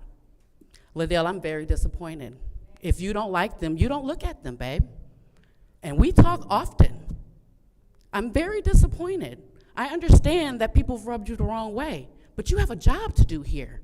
You are paid to listen to everybody, and not just those that like you or support you. That's not fair. That's not right. And as a person who believes in calling out right and wrong, I'm gonna call you out on that, boo. That's wrong. It's wrong. It's very disrespectful, and I've seen that. Miss Judy, the same thing for you. And for you to speak up on Miss Mari or on whoever you were trying to talk about their high school record, that ain't got nothing to do with what's going on here today. That child was speaking truth about her pain in this city. How dare y'all disrespect our future? That's our future. I've worked in the schools for 7 years. I worked in the schools as a sign language interpreter, but because I was born and raised here, I knew a lot of children's parents. Those kids, those boys that died a couple weeks ago, and then the one that got killed in the barbershop, those were my babies. I sat and talked to one of them that said, Miss Sarah, I'm sorry, I don't see nothing else for myself but death in the streets. The one that just got... So from that funeral, I hugged on a young man, told them babies, please be safe. And the young man that I hugged on said, please be safe. I buried him last week. This gotta stop, y'all. It's gotta stop. I don't have a lot of time. The police violence that's going on in here. I don't understand why we bringing people who don't live in Flint to police Flint. They don't care about us. They think we animals, evident by the bear spray that was brought to spray people in Flint, Michigan. Where is a bear in Flint, Michigan? I'm just saying. Maybe some cultural competency training. Something's got to go on and be given regularly and tested. Y'all, we have to do this for our city and our people. Thank you, ma'am. you. Thank you. Next speaker, Madam Clerk.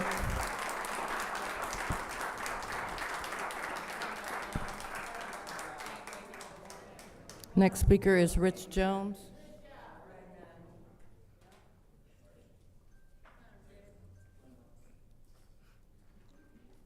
How y'all doing today? First of all, I was planning on coming up here, but I was not planning on speaking, but I was watching the meeting, and Liddell, you said something that really rubbed me the wrong way. And I'm just gonna make this short. Even if one kid get killed in Flint, Michigan in a year, that's one too many. That's one too many. And let me say something to everybody. The difference in our city and these kids and these gangs is gun availability. We have always had gangs. We have always fought. Hell, it's people that I grew up with as a teenager, we couldn't be in the same room without fighting. But guess what we're doing now? Because we're both alive because we fought. We work together. It's so many undertakers that's hanging with top dogs, Al Capone, Stony Ronies that's running with the Selby Hood. People that used to want to go at each other. And we had a gun problem before too. But I don't know how, because I wasn't one of the ones that was shooting the guns, but I was in that age group of the shooters. But that ended. That's ended through the community. And for all of you youngsters out there, I want to quote something from one of the artists from my No More Tears concerts and stuff, and his quote is, "Collect calls so you know it's me. They just let it ring, out of sight, out of mind. That's a real thing." Now I want to play y'all as much of this song as y'all can hear. And this is for all of these young kids out here. When I was 17, I was involved in a shooting incident at a party. So I want to take this time out to really give a sincere apology to Versina, I would tell her things coming straight from my heart. I would tell her things coming straight from my heart. I would tell her things coming straight from my heart. Paint a picture like it's art, straight from my heart. I would tell her things coming straight from my heart. I would tell her things coming straight from my heart. That's a song that is wrote by a rapper who was involved in a drive-by shooting into which an innocent girl was killed in the city of Flint. Thank you. Thank you. Next speaker, Madam Clerk. The next speaker is Amanda Lemieux.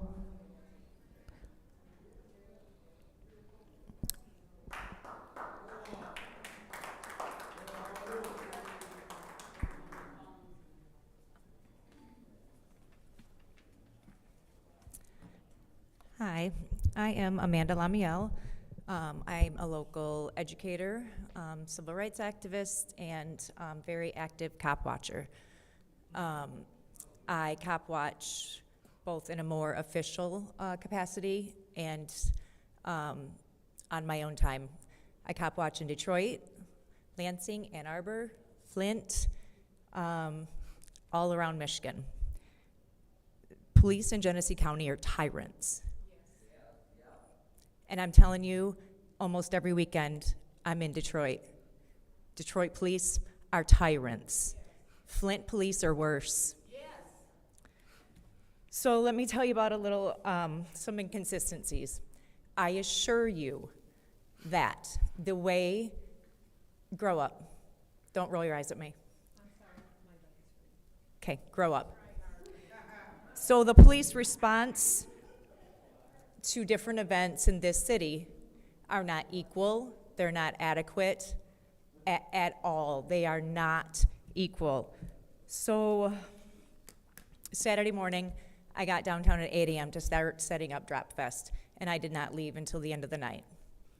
By 11:30, Saginaw Street was lined with deputies.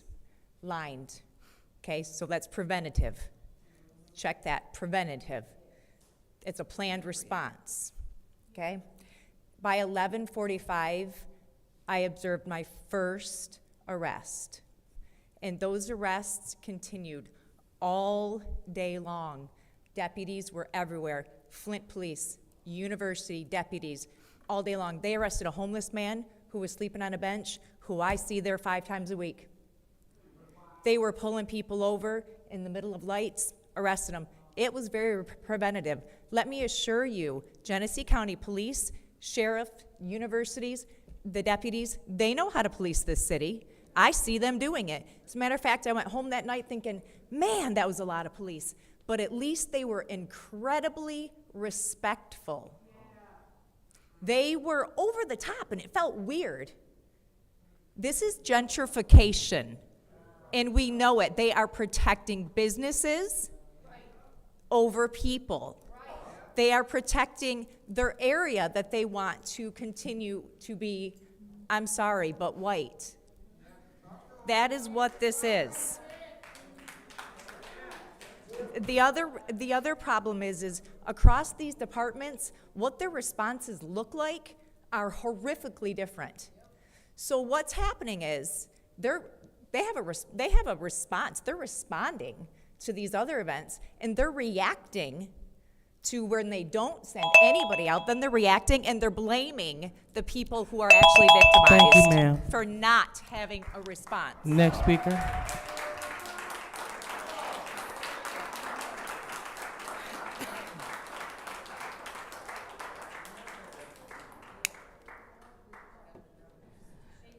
The final speaker for this meeting is Tanya Jones.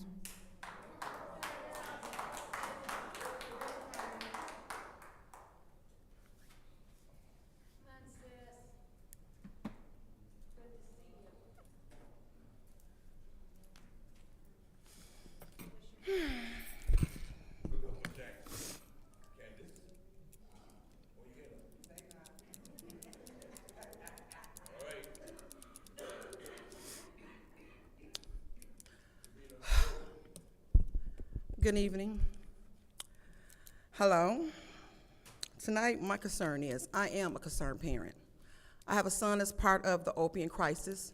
He's autistic. Also, he has sickle cell. Liddell, one day it could be your son. I notice you have a son. You look me up, he could be your son. Nobody exempt to what's going on. So I hope you can handle what I handle. Don't ever think it can't happen to you. I hope you as strong as I am, because I'm not going nowhere. I have a court date for LaShawn Johnson on the 25th, John Cole on the 25th. Let me explain why I have the court date for LaShawn Johnson.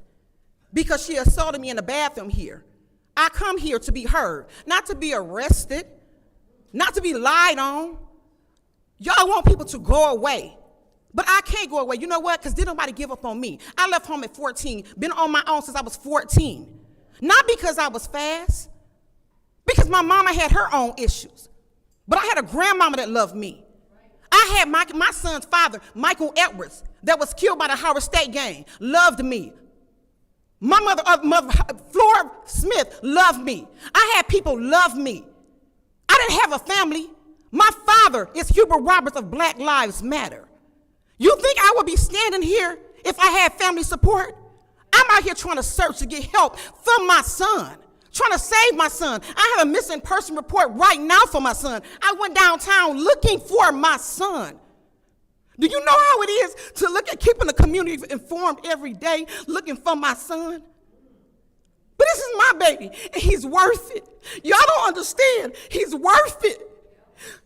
Machette, my son, went to church, a member of Ebenezer. My son did not go to Flint schools. I took my son away from Flint, and I did the best I could by him. But it's the company you keep. These kids don't have what I gave. But I'm going to stand in for the ones that don't have nobody, because these kids not lost. We all a part. God wants us all to come together. But I'm just trying to tell y'all, these kids is hurting. I was hurting when I left home. But God put some good people in my life. I don't know how to give up. I don't know how to give up. So for John Cole case that tried to groom my son, you know, my son told me, I got the video. I got text messages. You can look back the time. I got time. And I'm going to be in court the 25th. And I'm going to be in the court for LaShawn, and she say it ain't going nowhere. But I'm not going nowhere. They're not going to do nothing with it. But guess what? I'm going to keep on. It's going to be on record. And you have a good night. I love y'all, and God loves y'all too.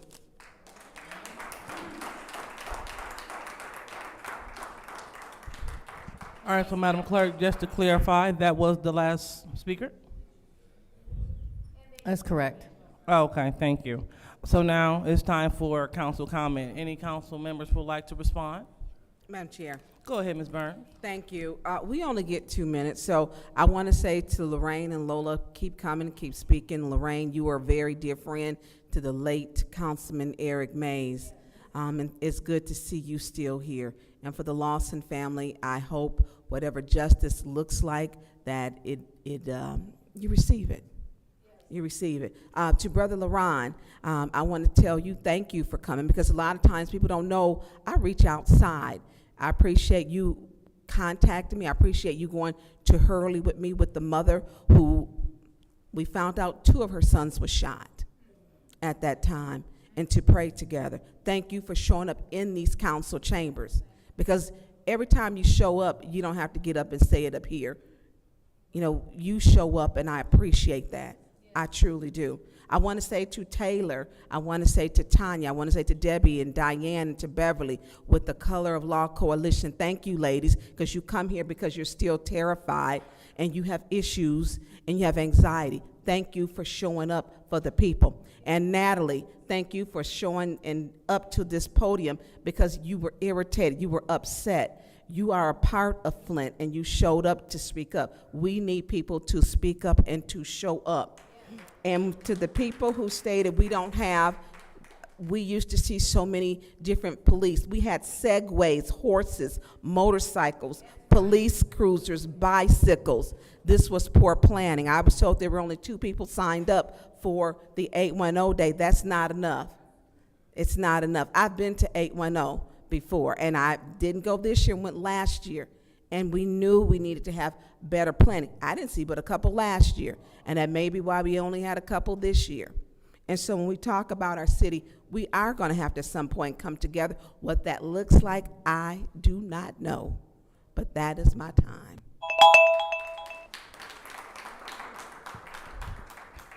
Anyone else? Anyone else? Yes, Madam Chair. Go ahead, Ms. Winfrey Carter. Again, I would like to thank all of the residents for being here, being engaged in the process. I want to say to Mr. Stanley Woods, thank you for all of the information that you bring forth to us. It's well needed, and thank you. Miss Gladys, you always come to the podium with something insightful. And thank you. Thank you. Miss Natalie, thank you for what you said, because it is a difference. It's a definite difference. You'll see the difference this weekend coming.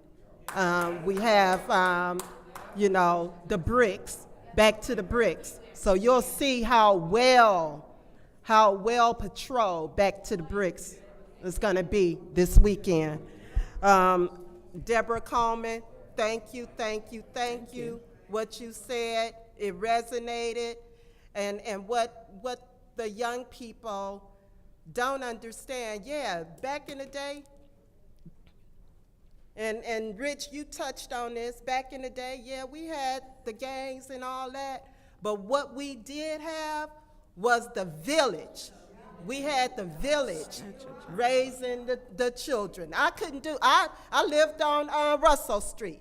I couldn't do nothing down the street without my parents knowing. By the time I made it home, I was in trouble, and didn't even know that the neighbors saw what I was doing. So we need that village. We need to bring back the village. And I want the public to know the chambers belong to you. These are your chambers. All right. Anyone else like to speak during council response? Ma'am, let's stop yelling now. Madam Chair. Go ahead, Ms. Priestley. Ms. Coleman, I thought you made some very good points, and especially in regards to parenting. I've raised a niece, and she came to me from broken home, and both parents could care less at the time. They're drug addict at the time and alcohol. That was a very difficult time to try to raise that child at 14. I didn't know where she was all the time, but I tried. She's doing well now. I sure hope you find your son. I really do. What happened to him is shameful, absolutely horrible. I find it very appalling, and I'm glad that man is back in prison. I know that's right. For those people who lost family members, violence is one of the problems that I see, and I've said all along, is a lack of respect for human property, for human life. And they're not taught in some homes, and that's a shame. We need to have respect for one another, and we see it here all the time. So I sure hope that what I'm hearing isn't true in regards to black events and white events, or mixed.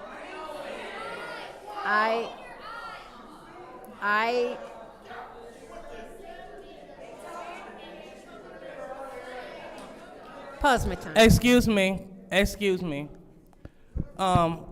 go ahead. Sorry, Ms. Priestley. I'm about to go back there. Could you please put 15 more seconds on the clock? And audience, please, let's be respectful of the council lady. Okay. Sorry about that, Ms. Priestley. Please proceed. Thank you. Because I don't think it should be a difference. The same amount of police should be present at all events. I don't care what it is. I am not in favor, and I've always fought the black versus white because I don't see it in my life. All right. Anyone else would like to speak during public comment? All right, so seeing that there is no one else, I'll go ahead and I will take the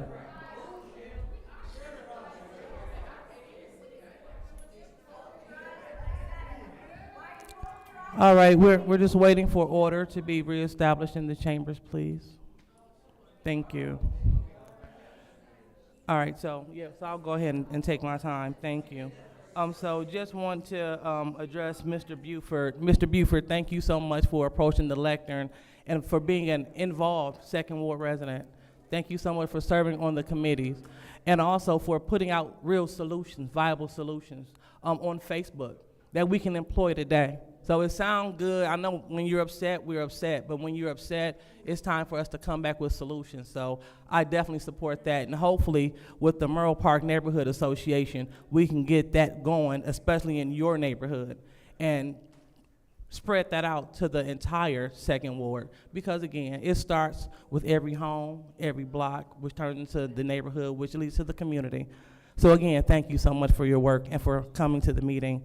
And also, Miss Natalie, I definitely appreciate you for addressing the lectern, but as you watch the meeting, what you don't hear is when I look at people, I'm accused of intimidating people when I look at them, okay? So when I look down or look away, then I'm being disrespectful to people. So in any event, please pause my time. What we will not do is continue to yell out. See, we want young people to do better, but join them. This is ridiculous. If you want young people to do better, older people start here. This is ridiculous. You want to get upset when they act up in the streets, but excuse me. Point of order. Go ahead. What's your point? Your time should still be going. All right, thank you so much. Thank you. So, again, I'm bringing the individuals who's yelling out to order. Unless you want to leave the meeting, please get in order. Please go ahead and start my time. So, again, I hear what's being said. Just because I don't look at you don't mean that I don't hear you, but you gotta make up your mind. Do you want to say I intimidate you when I look at you? Or do you want to say that I disrespect you when I look down and then look up, look down and look up? Either way, I'm here to do my job. When we talk about getting things in action, I'm here for it. I'm giving resources. I'm talking about programs that will help our young people that I'm actively involved with. Downtown, I'm down there. We're talking about bringing in interpreters. I attempted to under the last clerk. So we're going to move on to the next agenda item. And again, you yell out, you will leave. Because we will, let me just reread this again.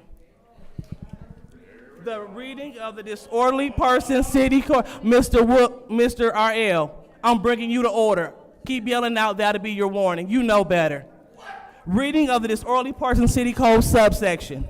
Any person that persists to disrupt this meeting will be in violation of the Flint City Code Section 3110, disorderly conduct, assault and battery disorderly persons, and will be subject to arrest for a misdemeanor. Any person who prevents the peaceful and orderly conduct of any meeting will be given one warning. If they persist in disrupting this meeting, that individual will be subject to arrest. Violators will be removed from the meetings. So with that being a fair equalizer, so everybody can know the playing rules, we're going to proceed with the meeting. If you proceed to yell out, you will be warned, and then you will be asked to leave. So now we are on the consent agenda. What's the pleasure of this body? Madam Chair, Go ahead. make a motion to approve the consent agenda. All right, any support? All right, supported by the Councilwoman in the 7th Ward. Any separations? All right, seeing none. Madam Chair. We'll go ahead, Mr. Jarrett. Looking to separate 250182. Could you please speak into your microphone? 250182 on page 4. Page 4, did you say 182? 182. Okay.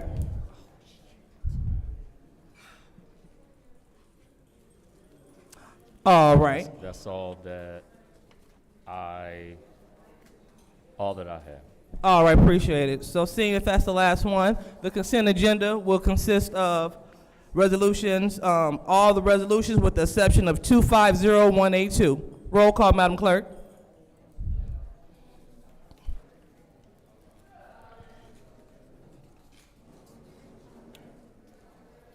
For the record, I also want to note that 250198 and 250223 were postponed in special affairs. Thank you. Dr. Lewis? Yes. Ms. Priestley? Yes. Ms. Winfrey Carter? Yes. Ms. Burns? Yes. Ms. Mashat? Yes. Mr. Pfeiffer is not in. Mr. Jarrett? Yes. Mr. Alamin is not in.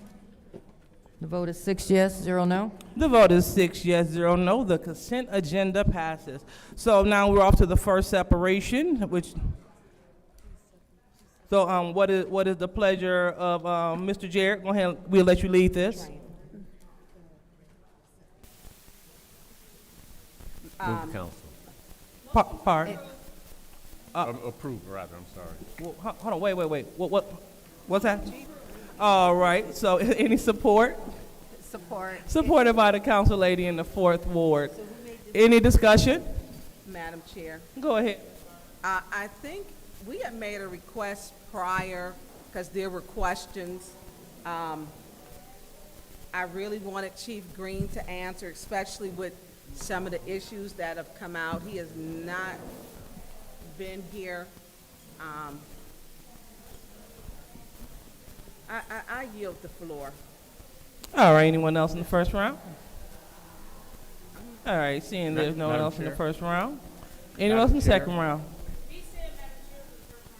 Okay. Well, speaking to your mic, Mr. Jarrett, I can't hear you. Is there someone from the department here now? From the police department? Yes. No. Okay. Okay. All I right. yield. Anyone else in the first round? Madam Chair. Go ahead, Ms. Murphy Carter. If there are questions, and I have colleagues that have questions about this resolution, and Chief Green is not here to answer these questions, I'm going to make a motion that we send this resolution 250182, back to Finance. All right. There's a motion on the floor to send this resolution back to finance. Any support? Support. Supported by the council lady in the 6th Ward. Roll call, Madam Clerk. Ms. Priestley? Yes. Ms. Winfrey Carter? Yes. Ms. Burns? Yes. Ms. Mashat?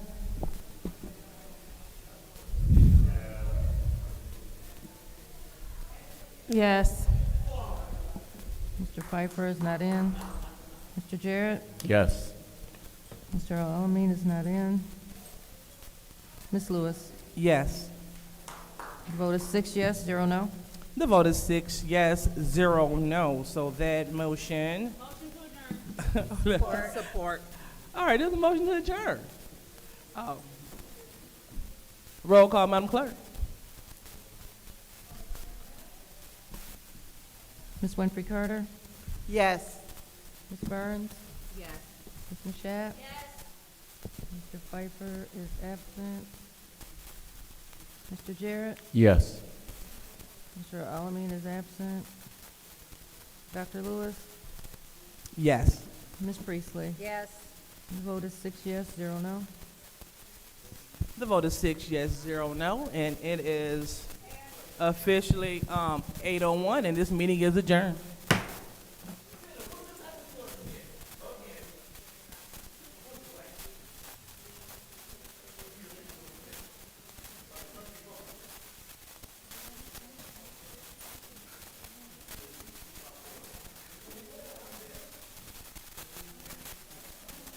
I'm coming.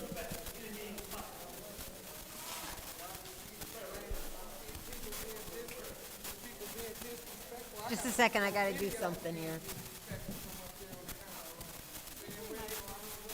Oh,